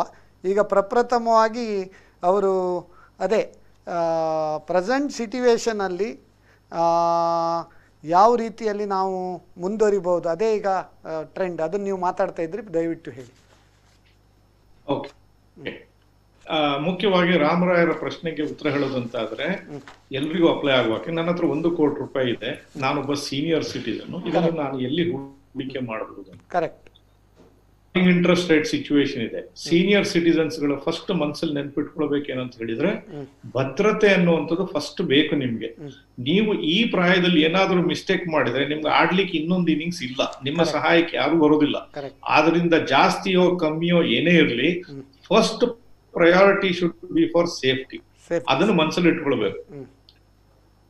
ಅದೃಷ್ಟವಶಾತ್ ನಮ್ಮ ಸರ್ಕಾರ ಒಳ್ಳೆ ಕಾರ್ಯಕ್ರಮಗಳನ್ನು ಇಲ್ಲಿ ಕೊಟ್ಟಿದೆ. ಉದಾಹರಣೆಗೆ ಸೀನಿಯರ್ ಸಿಟಿಸನ್ ಸೇವಿಂಗ್ ಸ್ಕೀಮ್ ಅಥವಾ ಈ ಪ್ರಧಾನಮಂತ್ರಿ ವಯೋವಂದನ ಯೋಜನಾ. ಈಗ ಪ್ರಧಾನಮಂತ್ರಿ ವಯೋವಂದನ ಯೋಜನೆಯಲ್ಲಿ ಇವತ್ತು ನೀವು ಹೂಡಿಕೆಯನ್ನು ಮಾಡಿದ್ರೆ ನಿಮ್ಗೆ 10 ವರ್ಷಗಳ ಕಾಲ ಒಂದು ಇಂಟ್ರೆಸ್ಟ್ ಗ್ಯಾರಂಟಿ ಇದೆ. ಇವತ್ತು 7.4% ಇಂಟ್ರೆಸ್ಟ್ ಇದೆ. ಇದರಲ್ಲಿ 15 ಲಕ್ಷ ರೂಪಾಯಿನ ನೀವು ಇದ್ರೊಳಗೆ ಹಾಕ್ಬೋದು. ಗಂಡ ಹೆಂಡತಿ ಇಬ್ರು ಇದ್ರೆ 15 ಲಕ್ಷ ಗಂಡನ ಹೆಸರಲ್ಲಿ 15 ಲಕ್ಷ ಹೆಂಡತಿ ಹೆಸರಲ್ಲಿ ಹಾಕಿದ್ರೆ ಮುಂದಿನ 10 ವರ್ಷಗಳ ಕಾಲ 7.4% ರೇಟ್ ನಿಮ್ಗೆ ಗ್ಯಾರಂಟಿಯಾಗಿ ಸಿಗ್ತದೆ. ಹಾಗೆ ಸೀನಿಯರ್ ಸಿಟಿಸನ್ ಸೇವಿಂಗ್ ಸ್ಕೀಮ್ ನಲ್ಲೂ ಕೂಡ ಅಷ್ಟೇ, ಅಲ್ಲಿಯೂ ಕೂಡ ಒಂದು ಇಂಟ್ರೆಸ್ಟ್ ಗ್ಯಾರಂಟಿ ಇದೆ. ಇಲ್ಲಿ ಕೂಡ ಪ್ರತಿಯೊಬ್ಬರು 15 ಲಕ್ಷ ರೂಪಾಯಿಯನ್ನು ಹಾಕ್ಬಹುದು. ಅಂದ್ರೆ in the name of husband 15 lakhs, in the name of wife 15 lakhs. So 30 lakh ರೂಪಾಯಿಗಳನ್ನು ಇಲ್ಲಿ ಹಾಕ್ಬಹುದು. ಸೀನಿಯರ್ ಸಿಟಿಸನ್ ಸೇವಿಂಗ್ ಸ್ಕೀಮ್ ನಲ್ಲೂ ಕೂಡ ಇವತ್ತಿನ ದಿವಸ 7.4% ರೇಟ್ ಆಫ್ ಇಂಟ್ರೆಸ್ಟ್ ಸಿಗ್ತದೆ. ನಿಮ್ಗೆ 5 ವರ್ಷಗಳ ಕಾಲ ಇದನ್ನ ಮೆಚುರಿಟಿ ಆಗಿ ಇಟ್ಕೊಳ್ಬಹುದು. ಹಾಗೆ 5 ವರ್ಷದ ನಂತರ ಇಂಟ್ರೆಸ್ಟ್ ರೇಟ್ಗಳು ಇನ್ನೂ ಕಡಿಮೆನೇ ಇದ್ರೆ ನಿಮ್ಗೆ ಇದನ್ನು ಇನ್ನೂ 3 ವರ್ಷಗಳ ಕಾಲ ಮುಂದುವರಿಸಲಿಕ್ಕೆ ಆಗ್ತದೆ. ಈಗ ಸೀನಿಯರ್ ಸಿಟಿಸನ್ ಸೇವಿಂಗ್ ಸ್ಕೀಮ್ ನಲ್ಲಿ ನಿಮ್ಗೆ ಟ್ಯಾಕ್ಸ್ ಬೆನಿಫಿಟ್ ಕೂಡ ಇದೆ. ಟ್ಯಾಕ್ಸ್ ಬೆನಿಫಿಟ್ ಎಲ್ಲಿ ಅಂತ ಹೇಳಿದ್ರೆ ನಿಮ್ಗೆ ಬರ್ತಕ್ಕಂಥ ವರಮಾನದ ಮೇಲೆ ಅಲ್ಲ, ಆದ್ರೆ ನೀವು ಹೂಡಿಕೆಯನ್ನು ಮಾಡ್ತಕ್ಕಂಥ ಸಂದರ್ಭದಲ್ಲಿ ನಿಮ್ಗೆ ಹಾಕುವಂತ ಹಣ ಈ 80C ಲಿಮಿಟ್ಸ್ ನೊಳಗೆ ಅಪ್ ಟು 1.5 ಲಕ್ಷ, ಬಾಕಿ ಯಾವ್ದನ್ನು ನೀವು ಯೂಸ್ ಮಾಡದೇ ಇದ್ರೆ ಇದನ್ನ ನೀವು ಸೀನಿಯರ್ ಸಿಟಿಸನ್ ಸೇವಿಂಗ್ ಸ್ಕೀಮ್ ನಲ್ಲಿ ಹಾಕಿ ಇದರ ಬೆನಿಫಿಟ್ ಗಳನ್ನ ನೀವು ತೆಗೆದುಕೊಳ್ಳಬಹುದು. ಕರೆಕ್ಟ್. ಇನ್ನು ಉಳಿದ ಈ 2 ಸ್ಕೀಮ್ಗಳಲ್ಲೇ 30 ಲಕ್ಷ ಗಂಡ ಹೆಂಡತಿ ಇಬ್ಬರ ಹೆಸರಲ್ಲಿ 15 ಲಕ್ಷ ಒಂದೊಂದು ಸ್ಕೀಮ್ ನಲ್ಲಿ ಹಾಕಿದ್ರೆ 60 ಲಕ್ಷ ರೂಪಾಯಿನ ನೀವು ಇದ್ರಲ್ಲಿ ಹಾಕ್ಬೋದು. ಇನ್ನೊಂದು 70 ಲಕ್ಷ. ಇದು ನಿಮ್ಗೆ ಭದ್ರತೆ and good interest and tax benefit, ನಿಮ್ಗೆ ರೆಗ್ಯುಲರ್ ಇನ್ಕಮ್ ಗೆ ಅವಕಾಶ ಆಯ್ತು. ಇನ್ನು ಉಳಿದ 40 ಲಕ್ಷ ನಾನು ಕೇಳೋದಂತಾದ್ರೆ, ಇಲ್ಲ ನಿಮ್ಗೆ ಯಾವ್ದಾದ್ರು ನ್ಯಾಷನಲೈಸ್ಡ್ ಬ್ಯಾಂಕ್ ಅಥವಾ ದೊಡ್ಡ ಒಂದು ಪ್ರೈವೇಟ್ ಸೆಕ್ಟರ್ ಬ್ಯಾಂಕ್ ಅಥವಾ ನಮ್ಮ ಭದ್ರ ಬ್ಯಾಂಕ್, ನಮ್ಮ ಕರ್ನಾಟಕ ಬ್ಯಾಂಕ್ ನಕ್ಕಂತ ಒಂದು ಬ್ಯಾಂಕ್ ನಲ್ಲಿ ನೀವು FD ಇಟ್ಟು ಅದರ ಇಂಟ್ರೆಸ್ಟ್ ಇನ್ಕಮ್ ತಗೊಳ್ಬಹುದು. ಅದಕ್ಕಿಂತ ಬೆಟರ್ ಆಗಿ ಇನ್ನೂ ಒಂದು ಅಂಶ ಹೇಳ್ಬಹುದು ಅಂತ ಹೇಳಿ, ನಿಮ್ಗೆ ಇತ್ತೀಚೆಗೆ ರಿಸರ್ವ್ ಬ್ಯಾಂಕ್ ನವರು ಫ್ಲೋಟಿಂಗ್ ಇಂಟ್ರೆಸ್ಟ್ ರೇಟ್ ಸ್ಕೀಮ್ ಗಳನ್ನ ಅನೌನ್ಸ್ ಮಾಡಿದ್ದಾರೆ. ಫ್ಲೋಟಿಂಗ್ ಇಂಟ್ರೆಸ್ಟ್ ಬಾಂಡ್ ಮೊನ್ನೆ May 2020 ತನಕ RBI ಸೇವಿಂಗ್ಸ್ ಬಾಂಡ್ಸ್ ಇತ್ತು, ಈಗ ಅದನ್ನೇ ಬದಲಾವಣೆ ಮಾಡಿ ಫ್ಲೋಟಿಂಗ್ ಇಂಟ್ರೆಸ್ಟ್ ರೇಟ್ ಬಾಂಡ್ಸ್ ಅಂತ ಮಾಡಿದ್ದಾರೆ. ಇಲ್ಲಿ ಈ NSE ಅಲ್ಲಿ ಸಿಗುವುದಕ್ಕಿಂತ 0.35% ರೇಟ್ ಆಫ್ ಇಂಟ್ರೆಸ್ಟ್ ಜಾಸ್ತಿ ಸಿಗುತ್ತೆ. ಇವತ್ತು NSE ನಲ್ಲಿ 6.8% ರೇಟ್ ಆಫ್ ಇಂಟ್ರೆಸ್ಟ್ ಇರಬೇಕು. RBI ಫ್ಲೋಟಿಂಗ್ ರೇಟ್ ಬಾಂಡ್ಸ್ ಅಲ್ಲಿ 7.15% ರೇಟ್ ಆಫ್ ಇಂಟ್ರೆಸ್ಟ್ ಸಿಗ್ತದೆ. ಇದು ಇನ್ಕಮ್ ಸ್ಕೀಮ್, ಅಂದ್ರೆ ನಿಮ್ಗೆ ಪ್ರತಿ 6 ತಿಂಗಳಿಗೊಮ್ಮೆ ಬಡ್ಡಿ ನಿಮಗೆ ಬರ್ತದೆ. ಇದರ ಅಡ್ವಾಂಟೇಜ್ ಏನಂತ ಹೇಳಿದ್ರೆ, ಅಥವಾ ನೀವು ಕೆಲವು ಡಿಸ್ಅಡ್ವಾಂಟೇಜ್ ಅಂತ ತಿಳ್ಕೊಳ್ಬಹುದು, ನಾನು ಇದನ್ನ ಅಡ್ವಾಂಟೇಜ್ ಅಂತ ತಿಳ್ಕೊಳ್ತೇನೆ. ಇಲ್ಲಿ ಇಂಟ್ರೆಸ್ಟ್ ರೇಟ್ ಅಲ್ಲಿ ಗ್ಯಾರಂಟಿ ಇಲ್ಲ. ಇವತ್ತಿನ ದಿವಸ ಇದು ಸಿಕ್ಕಿದ್ರು ಕೂಡ ಇದು ಫ್ಲೋಟಿಂಗ್ ರೇಟ್ ಇಂಟ್ರೆಸ್ಟ್ ರೇಟ್. ನಾಳೆ ಇಂಟ್ರೆಸ್ಟ್ ರೇಟ್ ಕಮ್ಮಿ ಆದ್ರೆ ಇದರ ಬಡ್ಡಿ ದರಗಳು ಕೂಡ ಕಮ್ಮಿ ಆಗ್ತದೆ. ಆದ್ರೆ ಇಂಟ್ರೆಸ್ಟ್ ರೇಟ್ ಸೈಕಲ್ ಅಲ್ಲಿ ನಾವು ಈಗ ಆಲ್ಮೋಸ್ಟ್ ಅಟ್ ಲೋವರ್ ಬ್ಯಾಂಡ್ ಅಲ್ಲಿ ಇದ್ದೇವೆ. ಸೊ ಇಂಟ್ರೆಸ್ಟ್ ರೇಟ್ ಇಲ್ಲಿಂದ ಕೆಳಗೆ ಹೋಗ್ತಕ್ಕಂಥ ಸಾಧ್ಯತೆ ಬಹಳ ಕಮ್ಮಿ. ಇನ್ನೂ ಒಂದು 0.5%, 0.25% ಅಷ್ಟು ಹಿಂದೆ ಹೋಗ್ಬೋದೇ ಹೊತ್ತು ಅದಕ್ಕಿಂತ ಹಿಂದೆ ಹೋಗ್ತಕ್ಕಂಥ ಸಾಧ್ಯತೆಗಳು ಕಮ್ಮಿ ಕಾಣ್ತದೆ. ನಾಳೆ ಇಂಟ್ರೆಸ್ಟ್ ರೇಟ್ಗಳು ಮೇಲೆ ಏರ್ತು. ಇವತ್ತು ನೀವು ನೋಡ್ತಾ ಇರ್ಬೋದು, ಪ್ಯಾಂಡಮಿಕ್ ಟೈಮ್ ನಲ್ಲಿ ಸರ್ಕಾರ ಸ್ಟಿಮ್ಯುಲಸ್ ಮುಖಾಂತರ ಸಾಕಷ್ಟು ಹಣವನ್ನು ಇನ್ನೊಂದು ವೀಕ್ಷಕರ ಕರೆ ಉಂಟು, ಒಂದು ಅಟೆಂಡ್ ಆಗ್ಬೋದಲ್ಲ? ಇನ್ನೊಂದು ವೀಕ್ಷಕರ ಕರೆ ಉಂಟು. ಹಲೋ. ಹಲೋ, ನಮಸ್ತೆ. ನಮಸ್ತೆ, ಹೇಳಿ ಇವ್ರೆ. ಕಟ್ ಆಯ್ತಾಗಲ್ಲ, ರಾಮಕೃಷ್ಣ ರಾವ್ ಮಾಡಿದ್ರು. ಹೇಳಿ ರಾಮಕೃಷ್ಣ ರಾವ್. ಈಗ ಇದು ಪೆನ್ಷನ್ ಸ್ಕೀಮು LIC ಅಲ್ಲಿ ಸಹ ಉಂಟು, ಮತ್ತೆ ಪೋಸ್ಟ್ ಆಫೀಸ್ ಅಲ್ಲಿ ಸೀನಿಯರ್ ಅಕೌಂಟ್ ಈಗ ಹೇಳ್ತಾ ಇದ್ದಾರಲ್ಲ, ಮತ್ತೆ ಬ್ಯಾಂಕ್ ಅಲ್ಲಿ ಸಹ ಇದೆ. ಇದರಲ್ಲಿ ಯಾವುದು ಹೆಚ್ಚು ಸೇಫರ್ ಸೈಡ್ ಅಂತ ಸೀನಿಯರ್ ಸಿಟಿಸನ್ ಗೆ LIC ಪೆನ್ಷನ್ ಸ್ಕೀಮ್ ಒಳ್ಳೇದಾ, ಬ್ಯಾಂಕ್ ಇದು ಒಳ್ಳೇದಾ, ಹೇಗೆ ಅಂತ ಹೇಳಿ? ಪೆನ್ಷನ್ ಸ್ಕೀಮ್ ಯಾವುದು ಒಳ್ಳೇದು ಅಂತ ಚಂದ್ರಕಾಂತ್ ಭಟ್. ಹೌದೌದು, it is more safe and more benefit. Pension scheme, safety of pension scheme ಎಲ್ಲಾ ಕಡೆಯೂ ಸೇಫ್ಟಿ, ಯಾವ್ದ್ರೊಳಗೂ ಕೂಡ ಇದ್ರೊಳಗೆ ಅಭದ್ರತೆ ಪ್ರಶ್ನೆ ಇಲ್ಲ. ನೀವು ಪೆನ್ಷನ್ ಸ್ಕೀಮ್ ನಲ್ಲಿ ಹಣವನ್ನು ಹಾಕಿದಾಗ ಅದಕ್ಕೆ ಹೂಡಿಕೆ ಮಾಡ್ಲಿಕ್ಕೆ ಒಂದು ಗೈಡ್ ಲೈನ್ಸ್ ಇರುತ್ತೆ. ಅದರಿಂದ ಯಾವ ಸಂಸ್ಥೆಗಳು ಇದರೊಟ್ಟಿಗೆ ಕುಸ್ತಿ ಮಾಡಿ ಅಥವಾ ಹಣವನ್ನು ಹಾಳು ಮಾಡಿ ನಿಮ್ಮ ಹಣಕ್ಕೆ ಭದ್ರತೆ ತರುವಂತ ಪರಿಸ್ಥಿತಿ ಏನಿಲ್ಲ. ನಿಮಗೆ ಯಾವ್ದು ಸೂಕ್ತ ಅನಿಸ್ತದೋ ಅಥವಾ ನಿಮ್ಗೆ ಎಲ್ಲಿ ಜಾಸ್ತಿ ಪೆನ್ಷನ್ ಸಿಗ್ತದೆ ಅಂತ ಅನಿಸ್ತದೋ ಅದನ್ನ ನೀವು ಉಪಯೋಗಿಸ್ಕೊಳ್ಬಹುದು. ಈಗ IRDA ಪ್ರಕಾರ ಇನ್ಶೂರೆನ್ಸ್ ಅಲ್ಲಿ ಕೂಡ ಮಾಡಬಹುದಲ್ಲ, ಹಣ ಹಾಕಿದ್ರೆ ಅವರು ಪೆನ್ಷನ್ ಸ್ಕೀಮ್ ಉಂಟಲ್ಲ ಇನ್ಶೂರೆನ್ಸ್ ಅಲ್ಲಿ ಕೂಡ. ಪೆನ್ಷನ್ ಸ್ಕೀಮ್ಗಳು ರನ್ ಮಾಡ್ತಾ ಇರೋದು ಇನ್ಶೂರೆನ್ಸ್ ಕಂಪ್ನಿಗಳು. ನೀವು ಎಲ್ಲಿಯೇ ಮಾಡ್ಲಿ ಅಲ್ಟಿಮೇಟ್ಲಿ ಇನ್ಶೂರೆನ್ಸ್ ಕಂಪ್ನಿ ಹೋಗಿ ಅಲ್ಲಿಂದ ಪೆನ್ಷನ್ ತಗೊಳ್ಬೇಕು. ಪೆನ್ಷನ್ ಸೆಕ್ಟರ್ ಮಾತ್ರ IRDA ಅಂಡರ್ ಬರೋದಿಲ್ಲ, pension fund regulatory authority PFRDA under ನಲ್ಲಿ ಬರ್ತದೆ ಪೆನ್ಷನ್ಸ್. ಓಕೆ ಓಕೆ, ಬಹಳ ಒಂದು ಉತ್ತಮ. ಅಂದರೆ ಅವರಿಗೆ ಯಾವ ಪೆನ್ಷನ್ ಸ್ಕೀಮಲ್ಲಿ ಹಾಕಿದ್ರು safety wise they need not have to worry, but at the same time return wise whatever pension fund or whatever agency they are offering better rate they can invest in ಅಂತ ನಿಮ್ಮ ಒಂದು ಭಾವನೆ. ಒಂದು ಅತ್ಯುತ್ತಮ ಪ್ರಶ್ನೆ ಕೇಳೋದಕ್ಕೆ ರಾಮಕೃಷ್ಣ ರಾಯರಿಗೆ ಧನ್ಯವಾದಗಳು. ಹಾಂ, ಕಂಟಿನ್ಯೂ ಮಾಡ್ಬೋದು. ಹಾಗೆ ಈ ಪೆನ್ಷನ್ ನಾವು ರಾಮರಾಯರ ಪ್ರಶ್ನೆಗಳನ್ನ ಫಿನಿಶ್ ಮಾಡೋ. ಸೊ ಈ ಫ್ಲೋಟಿಂಗ್ ಇಂಟ್ರೆಸ್ಟ್ ರೇಟ್ ಬಗ್ಗೆ ನಾನು ಹೇಳ್ತಾ ಇದ್ದೆ, ಬಾಂಡ್ಸ್ ಗಳ ಬಗ್ಗೆ ಹೇಳ್ತಾ ಇದ್ದೆ.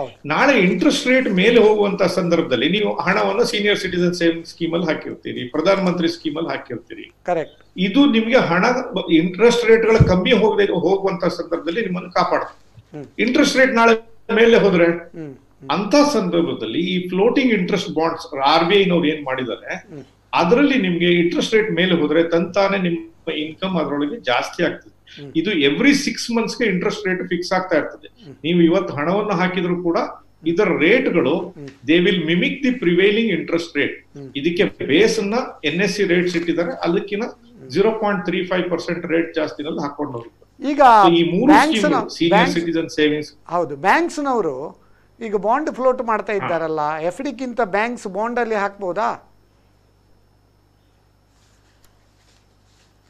ಬ್ಯಾಂಕ್ ಬಾಂಡ್ಗಳಲ್ಲಿ ಹಣವನ್ನು ಹಾಕಬಾರ್ದಂತ ಏನಿಲ್ಲ. ನೋಡಿ, ಬ್ಯಾಂಕ್ ಬಾಂಡ್ಗಳಲ್ಲಿ ನೀವು ಯಾವುದೇ ಬಾಂಡ್ಸ್ ಗಳಲ್ಲಿ ಹಣವನ್ನು ಹಾಕ್ಬೇಕಾದ್ರೆ ಇದ್ರೊಳಗೆ ರಿಸ್ಕ್ ಇಲ್ಲ ಅಂತ ಅಲ್ಲ, ರಿಸ್ಕ್ ಖಂಡಿತ ಇದೆ. ಇದು ರಿಸ್ಕ್ ಎಲ್ಲಿ ಬರ್ತದೆ? ಸಪೋಸ್ ಬಾಂಡ್ಗಳನ್ನ ನೀವು ಟ್ರೇಡ್ ಮಾಡುವಂತವ್ರಾದ್ರೆ, ಇವತ್ತು ನೀವು ಬಾಂಡ್ ನಲ್ಲೇ ಹಣ ಹಾಕಿದ್ರೆ ಇಂಟ್ರೆಸ್ಟ್ ರೇಟ್ ರಿಸ್ಕ್ ಇದ್ದೇ ಇರುತ್ತೆ ಇದ್ರೊಳಗೆ. ಉದಾಹರಣೆಗೆ ಇವತ್ತಿನ ದಿವಸ ಒಂದು ಬ್ಯಾಂಕ್ಗಳು ನಿಮ್ಗೆ 6% 7% ಒಂದು ಬಾಂಡ್ಗಳನ್ನ ಇಶ್ಯೂ ಮಾಡ್ತಾರೆ. ನಾಳೆ ಇಂಟ್ರೆಸ್ಟ್ ರೇಟ್ ಕಮ್ಮಿ ಆದ್ರೆ ಇದು ಬಾಂಡ್ಗಳ ಬೆಲೆಗಳು ಜಾಸ್ತಿ ಆಗ್ತದೆ. ಆದ್ರೆ ಇಂಟ್ರೆಸ್ಟ್ ರೇಟ್ ಸೈಕಲ್ ನಮ್ಮ ಹತ್ರ ಈಗ ಕಡಿಮೆ ಇದೆ. ನಾಳೆ ಇಂಟ್ರೆಸ್ಟ್ ರೇಟ್ ಮೇಲೆ ಹೋದ್ರೆ ಈ ಬಾಂಡ್ಗಳ ಬೆಲೆಗಳು ಕಮ್ಮಿ ಆಗ್ತದೆ. ನೀವು ಅದನ್ನ ಟ್ರೇಡ್ ಮಾಡಬೇಕು, ಇನ್ನೊಬ್ಬರಿಗೆ ಮಾರಬೇಕು, ಇದರಿಂದ ಹೊರಗಡೆ ಬರಬೇಕು ಅಂತ ಹೇಳಿದ್ರೆ ನೀವು ಅದನ್ನ ಲಾಸ್ ಅನುಭವಿಸ್ತಕ್ಕಂಥ ಸಾಧ್ಯತೆ ಇದೆ. But suppose if you hold this bonds till the maturity, ಆವಾಗ ನಿಮ್ಗೆ ಏನು ಪ್ರಾಮಿಸ್ ಮಾಡಿರ್ತಕ್ಕಂಥ ಇಂಟ್ರೆಸ್ಟ್ ರೇಟ್ ಏನಿದೆ ಅದು ಸಿಗ್ತದೆ. ಸೊ ನಿಮ್ಮ ಉದ್ದೇಶ ಇದನ್ನ ಟ್ರೇಡ್ ಮಾಡುವಂತದ್ದಾದ್ರೆ ಇಂಟ್ರೆಸ್ಟ್ ರೇಟ್ ರಿಸ್ಕ್ ಇದೆ.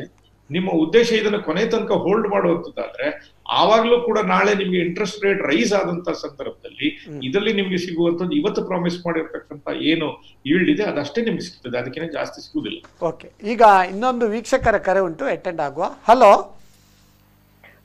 ನಮಸ್ಕಾರ ನಾಯಕರೇ, ಮುರಳೀಧರ್ ಶೆಣೈ ಇದು. ನಮಸ್ಕಾರ ಮುರಳೀಧರ್ ಶೆಣೈ ಅವರೇ, ನಿಮ್ಮ ಪ್ರಶ್ನೆ ಕೇಳ್ಬೋದಾ? ಯಾ, ಖಂಡಿತವಾಗಿ. ಅಂಡ್ ಕಂಗ್ರ್ಯಾಚುಲೇಷನ್ಸ್ ಟು ನಮ್ಮ ಕೊಡ್ಲಾ for making use of technology and bringing good speakers and well experienced people like Dr. Bhatt on the platform. Thank you sir. ಬಹಳ ಖುಷಿ ಆಗ್ತಾ ಇದೆ ನಿಮ್ಮ ಕಾರ್ಯಕ್ರಮ ನೋಡಿ. ನನ್ನ ಪ್ರಶ್ನೆ ಏನಂತ ಹೇಳಿದ್ರೆ, ಅದಕ್ಕೆ ಮೊದಲು I would like to just congratulate Bhat ಅವರಿಗೆ for his excellent YouTube channel NRI Money Clinic. I am a subscriber and regular follower of your channel, sir. I am greatly benefited of your expositions on many subjects. So I'm very happy and I share your this talks to many of our close investors as well as our family members for their benefits. ನನ್ನ ಕೊರಿ ಏನಂತ ಹೇಳಿದ್ರೆ, ಈಗ ಪರಿಸ್ಥಿತಿ ತುಂಬಾ ಗಂಭೀರ ಇದೆ as far as the pandemic, as far as the economic conditions world over is concerned. ಈಗ there are many analysts who feel that at least next 2 years economic conditions are not going. ಹೇಳಿ. Hello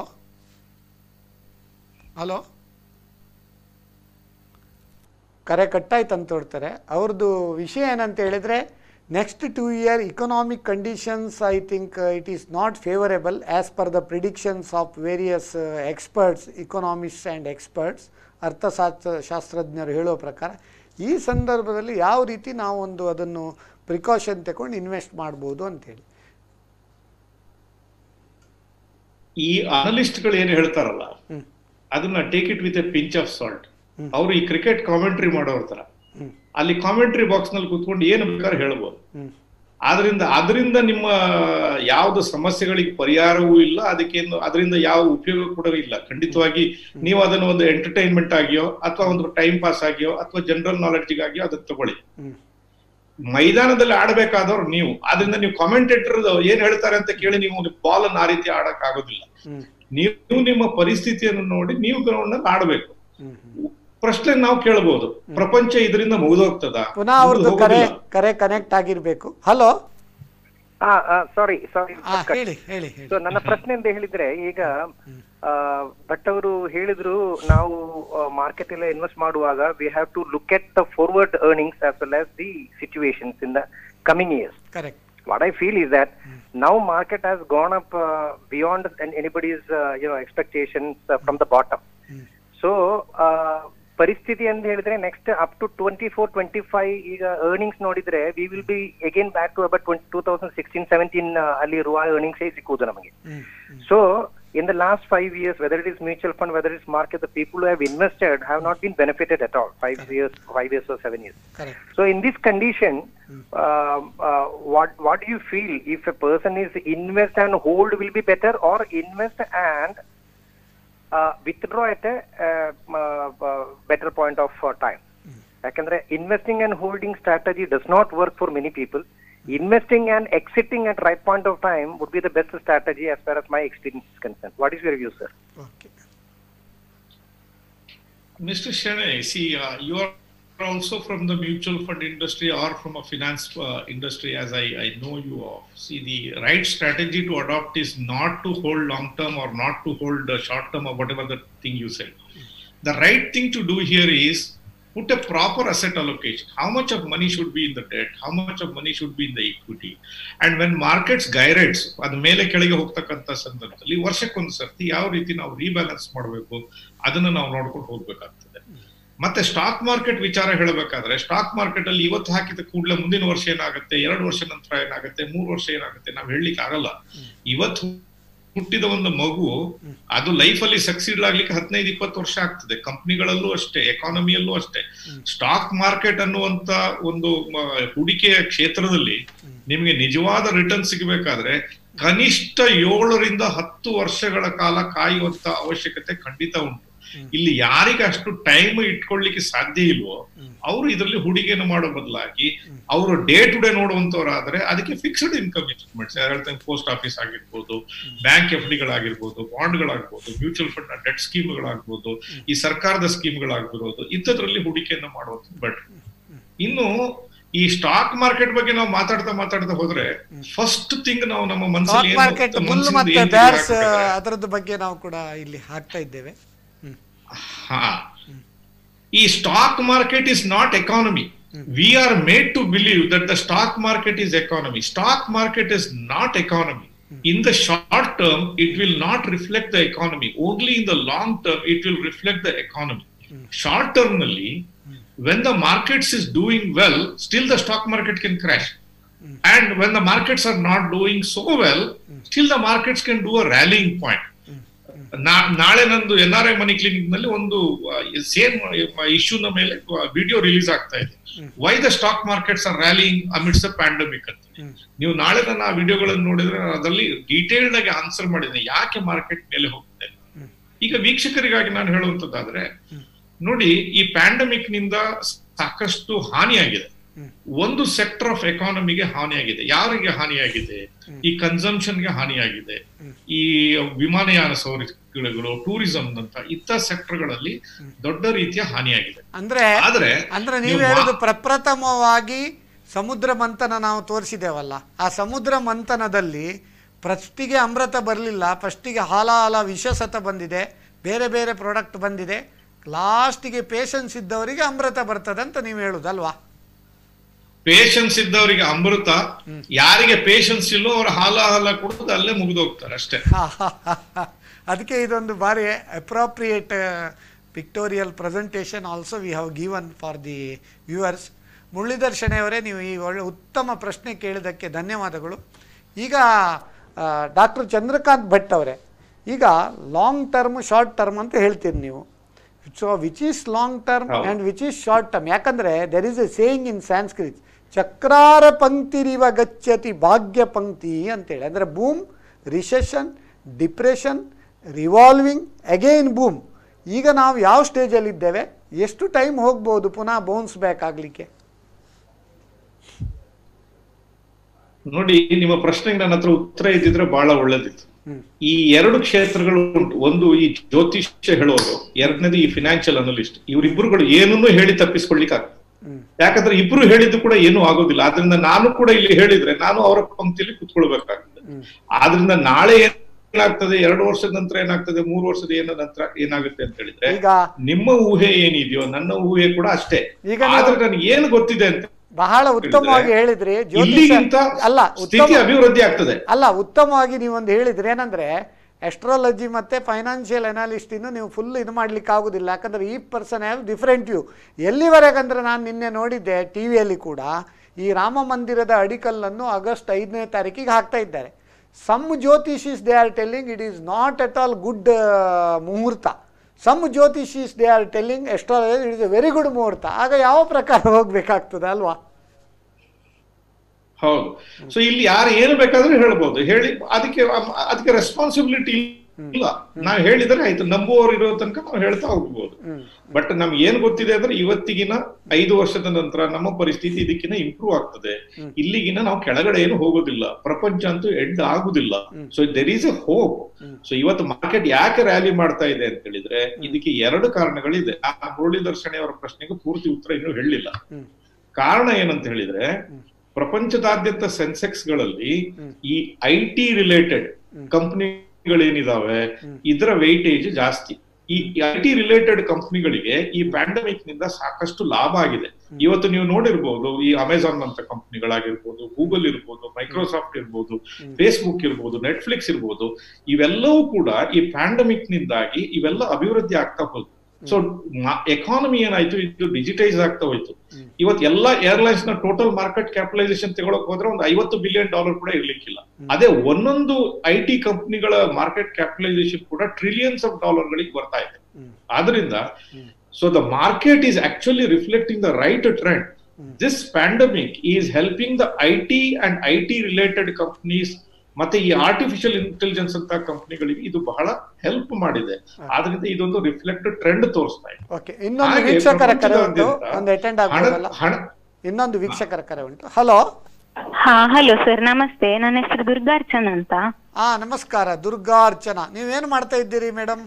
ನಾನು CA student sir ಈಗ. CA student, ಹೇಳಿ.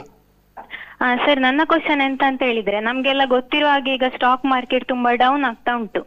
ಈಗ first time invest ಮಾಡೋರಿಗೆ ಈಗ invest ಮಾಡುದು ಒಳ್ಳೇದಾ ಅಥವಾ ಇನ್ನು ಸ್ವಲ್ಪ ಟೈಮ್ ಕಾಯ್ಬೇಕಾ ಅಂತ? ಇನ್ವೆಸ್ಟ್ ಮಾಡುದಾದ್ರೆ ಯಾವ ಸೆಕ್ಟರ್ ಒಳ್ಳೇದು ಅಂತ ನನ್ನ question. Okay, now are they have to wait ಅಂತ ನೀವು ಹೇಳುದಲ್ವಾ? ಹೌದು ಹೌದು. ಈಗ ನೋಡಿ, ವೆಯ್ಟ್ ರೆಡ್ಯೂಸ್ ಮಾಡ್ಲಿಕ್ಕೆ ಕೂಡ ನೀವು ಹ್ಯಾವ್ ಟು ವೇಟ್, ವೆಯ್ಟ್ ಕಮ್ಮಿ ಮಾಡ್ಲಿಕ್ಕೂ you have to wait, and weight increase ಮಾಡ್ಲಿಕ್ಕೂ ಯು ಹ್ಯಾವ್ ಟು ವೇಟ್. ಅದೇ ರೀತಿ ಇದು ಈಗ ವೆಯ್ಟ್ ಮಾಡಬೇಕಾ ಇಮಿಡಿಯೇಟ್ಲಿ ಇನ್ವೆಸ್ಟ್ ಮಾಡಬೇಕಾ? ಅದರ ಬಗ್ಗೆ ನಮ್ಮ ಚಂದ್ರಕಾಂತ್ ಭಟ್ ಅವರು ದಯವಿಟ್ಟು ಹೇಳಿ.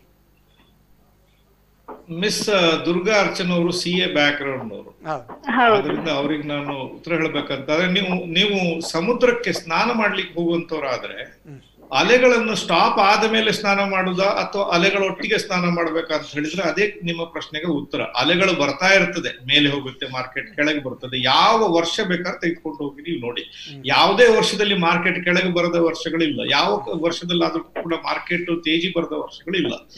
ನೀವು ಮಾಡಬೇಕಾಗಿರೋ ಕೆಲಸ ಏನು? ನೀವು ಬಿಗಿನರ್ಸ್, ನೀವು ರೆಗ್ಯುಲರ್ ಇನ್ವೆಸ್ಟರ್ ಆಗಿ ಪ್ರತಿ ತಿಂಗಳು, ಪ್ರತಿ ಕ್ವಾರ್ಟರ್, ಪ್ರತಿ ವರ್ಷ ಒಂದು ಇಷ್ಟಿಷ್ಟು ಹಣವಂತ ಹಾಕ್ತಾ ಹೋಗ್ಬೇಕಾಗ್ತದೆ. ಎರಡನೇದು ನೀವು ಕೇಳಿದೆ ಏನಂತ ಹೇಳಿದ್ರೆ, ಯಾವ ಸೆಕ್ಟರ್ ನಲ್ಲಿ ಹಣ ಹಾಕಬೇಕು? ಖಂಡಿತ ಯಾವ ಸೆಕ್ಟರ್ ನಲ್ಲೂ ಹಣ ಹಾಕಬೇಡಿ. ಬೆಸ್ಟ್ ಅಂತ ಹೇಳಿದ್ರೆ ನಿಮ್ಮ ನಿಫ್ಟಿ ETF ಗಳನ್ನ ಖರೀದಿ ಮಾಡಿ.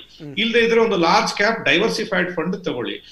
ಯಾವ್ದ್ರ ಕೂಡ ಬೆಟ್ಟಿಂಗ್ ಮಾಡಕ್ ಹೋಗ್ಬೇಡಿ. ಈ ಸೆಕ್ಟರ್ ಮೇಲೆ ಹೋಗ್ತದೆ, ಆ ಸೆಕ್ಟರ್ ಮೇಲೆ ಹೋಗ್ತದೆ, ಇದು ಬೇಡವೇ ಬೇಡ. Ultimately what wins is the market.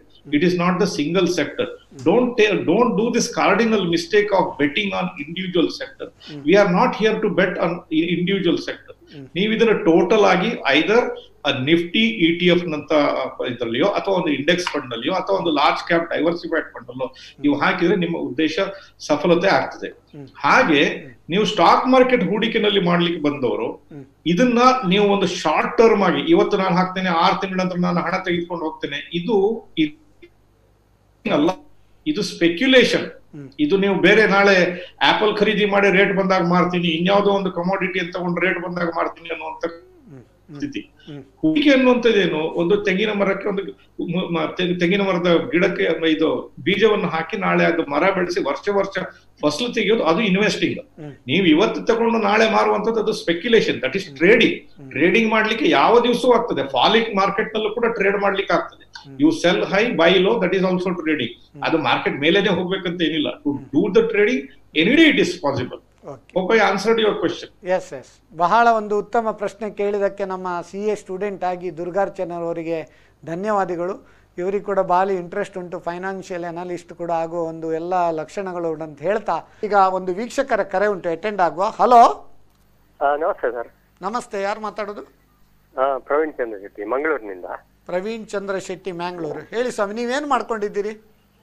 ನಾನೀಗ ರಿಟೈರ್ಡ್ ಆಗಿದ್ದೇನೆ, 65 years ಆಗಿದೆ. ಓಕೆ. ನಾನು UTL ನಲ್ಲಿ ಸಿಪ್ ಮ್ಯೂಚುವಲ್ ಫಂಡ್ ಗೆ ಆಡ್ತಾ ಇದ್ದೇನೆ 5,000 rupees. ಇವಾಗ ನಂದು ಅದು ವ್ಯಾಲ್ಯೂ ನೋಡಿದ ಇನ್ವೆಸ್ಟ್ಮೆಂಟ್ ಗಿಂತ ಕಡಿಮೆ ಆಗಿದೆ ವ್ಯಾಲ್ಯೂ. ಸರ್, ನಾವು ಕಂಟಿನ್ಯೂ ಮಾಡ್ಬೇಕಾ ಅಥವಾ ಬ್ರೇಕ್ ಮಾಡ್ಬೇಕಾ? ಬಹಳ ಒಂದು ಉತ್ತಮ ಪ್ರಶ್ನೆ. ಭಟ್ರೆ, ಅದರ ಬಗ್ಗೆ ಹೇಳ್ಬೋದಾ? ಪ್ರವೀಣ್ ಚಂದ್ರ ಅವರೇ, ನೀವು ನಿಮ್ಮ ವಯಸ್ಸು 65 ವರ್ಷ ಅಂತ ಹೇಳಿದ್ರಿ. ನೀವು ಸಿಪ್ 5,000 ರೂಪಾಯಿ ಹಾಕ್ತಿದ್ದೀನಿ ಅಂತ ಹೇಳಿದ್ರಿ.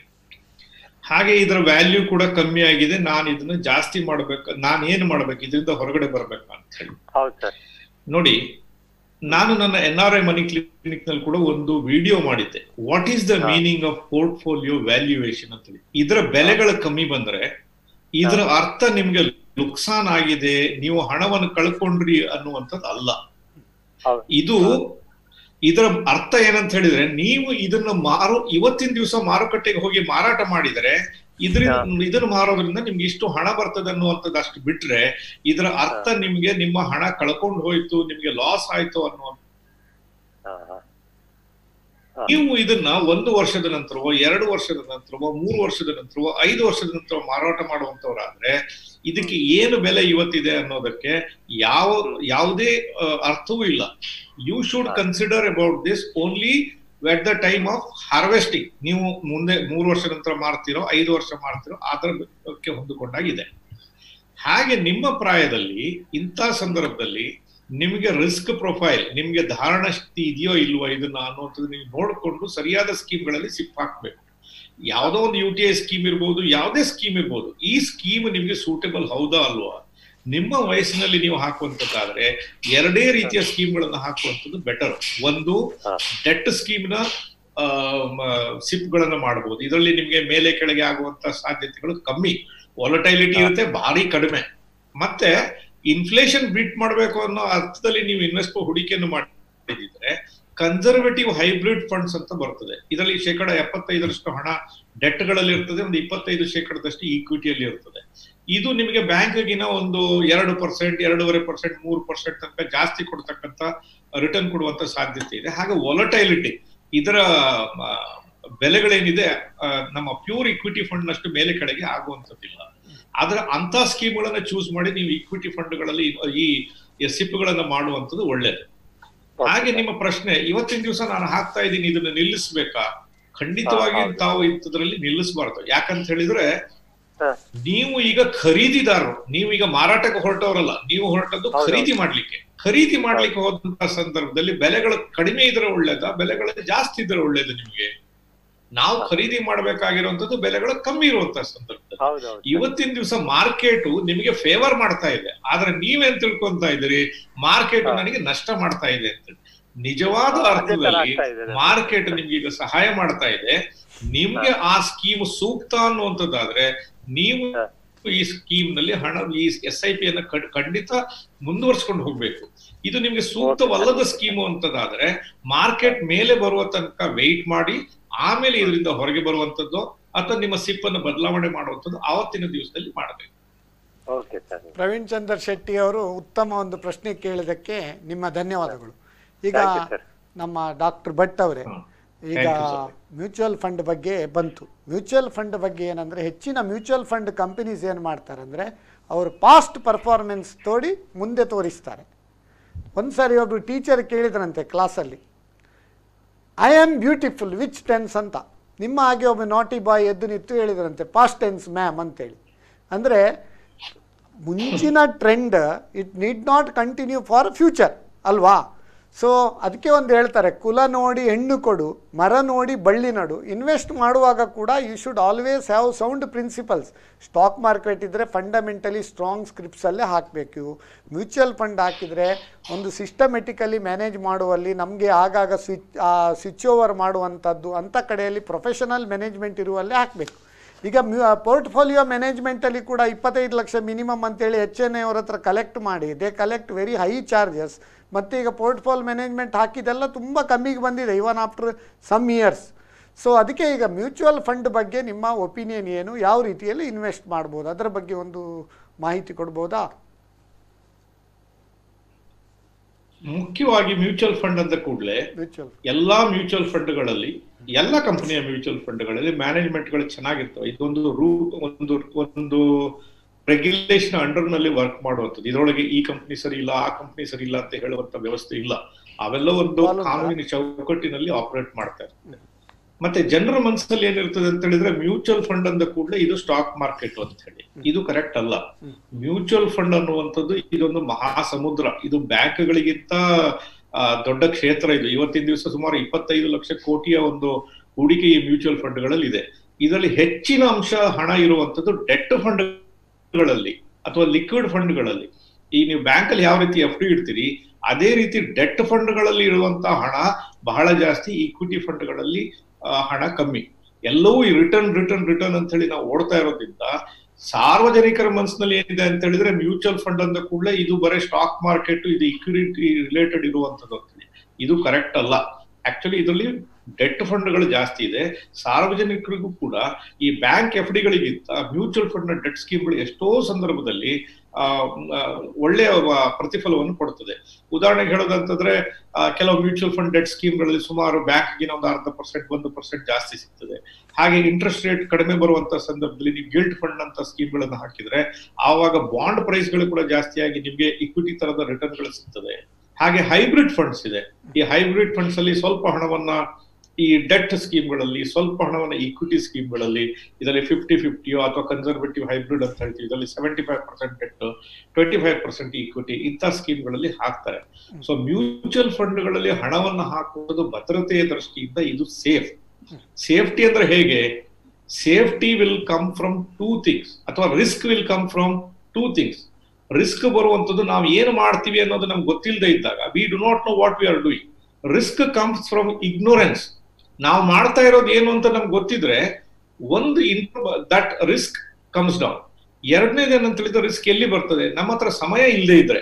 ನಾವೀಗ ಇಕ್ವಿಟಿ ಮ್ಯೂಚುವಲ್ ಫಂಡ್ ಅಲ್ಲಿ ಹಾಕುವಂಥದ್ದು ಕೂಡ ಇಟ್ ಈಸ್ ವೆರಿ ಸೇಫ್. ಯಾವಾಗ? ನಮ್ಮ ಹತ್ರ ಟೈಮ್ ಇದ್ದಾಗ.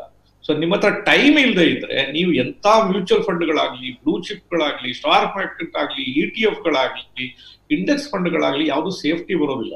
ಸೊ ಟು ಅವಾಯ್ಡ್ ರಿಸ್ಕ್, ಒಂದು ಇದರ ಬಗ್ಗೆ ಮಾಹಿತಿ, ಜ್ಞಾನ ಇದು ಬೇಕು. ಎರಡನೇದು ನಮಗೆ ಸಮಯಾವಕಾಶ ಬೇಕು. If you don't have time, risk automatically enters. If you don't have knowledge, risk automatically enters. Mutual ಫಂಡ್ಗಳಲ್ಲಿ ನೀವು ಎಂಟರ್ ಮಾಡೋದ್ರಿಂದ ಏನಾಗುತ್ತೆ? ನಿಮಗೆ ಇಲ್ಲದೆ ಇರುವಂತ ಜ್ಞಾನವನ್ನ ನಾವು ಬಾಡಿಗೆ ತಗೊಳ್ತೇವೆ. ಫಂಡ್ ಮ್ಯಾನೇಜರ್ಗಳು ಇದರ ಪ್ರೊಫೆಷನಲ್ಸ್ ಅವರು. ನಿಮ್ಗೆ ಅದ್ರ ಮಾಹಿತಿ ಇಲ್ಲ, ಅವ್ರಿಗೆ ಅದ್ರ ಮಾಹಿತಿ ಇರುತ್ತೆ. ಮಾಡ್ತಾರೆ. ಅದೇ ನಮ್ಮ ಪರವಾಗಿ ಇತರರಿಗೆ ನಾವು ಫಂಡ್ ಮ್ಯಾನೇಜ್ ಮಾಡ್ಲಿಕ್ಕೆ ಕೊಡೋದು. ಅದು ಮ್ಯೂಚುವಲ್ ಫಂಡ್ ಇರ್ಬೋದು, ಪೋರ್ಟ್ಫೋಲಿಯೋ ಮ್ಯಾನೇಜ್ಮೆಂಟ್ ಇರ್ಬೋದು ಅಲ್ವಾ? ಆದ್ರಿಂದ ಒಳ್ಳೆಯ ಉತ್ತಮ ಒಂದು ಫಂಡನ್ನು ಅಥವಾ ಉತ್ತಮವನ್ನು ಪೋರ್ಟ್ಫೋಲಿಯೋ ಮ್ಯಾನೇಜ್ಮೆಂಟನ್ನು ಆಯ್ಕೆ ಮಾಡಿ ಹೂಡಿ ಅಂತೇಳಿ ನಿಮ್ಮ ಒಂದು ಅಭಿಪ್ರಾಯ ಅಲ್ವಾ? ಓಕೆ, ಪ್ರಶ್ನೆ ಬಹಳ ಒಂದು ಉತ್ತಮ. ಈಗ ಒಂದು ವೀಕ್ಷಕರ ಕರೆ ಉಂಟು, ನಾವು ಅಟೆಂಡ್ ಆಗುವ. ಹಲೋ. ನಾಗೇಶ್ ಪೈ ಅಂತ, ಪಾಂಡೇಶ್ವರ. ನಾಗೇಶ್ ಪೈ, ಪಾಂಡೇಶ್ವರ ಅಂದ್ರೆ ಮಂಗಳೂರಾ? ಅಲ್ಲ, ಸಾಸ್ತಾನ ಪಾಂಡೇಶ್ವರ. ಸಾಸ್ತಾನ ಪಾಂಡೇಶ್ವರ. ಹೇಳಿ, ನಿಮ್ಮ ಪ್ರಶ್ನೆ ಕೇಳ್ಬೋದಾ? ನಾಗೇಶ್ ಪೈ ಅವರೇ. ಗುಡ್ ಮಾರ್ನಿಂಗ್ SS ನಾಯಕರಿಗೆ, ಚಂದ್ರಕಾಂತ ಭಟ್ರಿಗೂ. ಸರ್, ಈ ಇನ್ವೆಸ್ಟ್ಮೆಂಟ್ ಅನ್ನುವಂಥದ್ದು ಅಥವಾ ಬ್ಯಾಂಕಿನಲ್ಲಿಯೋ ಅಥವಾ ಹೂಡಿಕೆಯಲ್ಲಿಯೋ ಶೇರ್ ಮಾರ್ಕೆಟ್ ನಲ್ಲೋ ಇತ್ಯಾದಿ ಇನ್ವೆಸ್ಟ್ಮೆಂಟ್ ಮಾಡುವುದಕ್ಕಿಂತ ಉತ್ಸಾಹ ಇದ್ರೆ ಅಥವಾ ಸ್ವಂತ ಉದ್ಯೋಗದಲ್ಲಿ ಇನ್ವೆಸ್ಟ್ಮೆಂಟ್ ಮಾಡಬಾರ್ದಾ? ಉತ್ಸಾಹ ಇದ್ರೆ ಅಥವಾ ಆಸಕ್ತಿ ಇದ್ರೆ ಬಹಳ ಸ್ವಂತ ಇನ್ವೆಸ್ಟ್ಮೆಂಟ್ ಅಂತ ಹೇಳಿದ್ರೆ ಉದ್ಯೋಗದಲ್ಲಿ ಉದ್ಯೋಗ ಅನ್ನುವುದು ನನಗೂ ಸಹ ಆಸಕ್ತಿ ಉಂಟು. ಈಗ ನಾನು ಸೀನಿಯರ್ ಸಿಟಿಜನ್ ಆದ್ರೂ ನನ್ನಲ್ಲಿ ಉತ್ಸಾಹ ಕಡಿಮೆ ಆಗ್ಲಿಲ್ಲ, ಉತ್ಸಾಹಕ್ಕೆ ಸೀನಿಯರಿಟಿ ಬರ್ಲಿಲ್ಲ. ನಾನು ಸಹ ಒಂದು ಸಣ್ಣ ಮಟ್ಟದ ಉದ್ಯಮದಲ್ಲಿ ಇದ್ದಿದೆ. ಈಗ ಸ್ವಲ್ಪ ಮಧ್ಯಮ ಅಥವಾ ಎತ್ತರ ಹೋಗುವಾಗ, ಎತ್ತರ ಹೋದಾಗೂ ಕೆಲಸ ಕಡಿಮೆ ಆಗ್ತಾ ಹೋಗ್ತದೆ.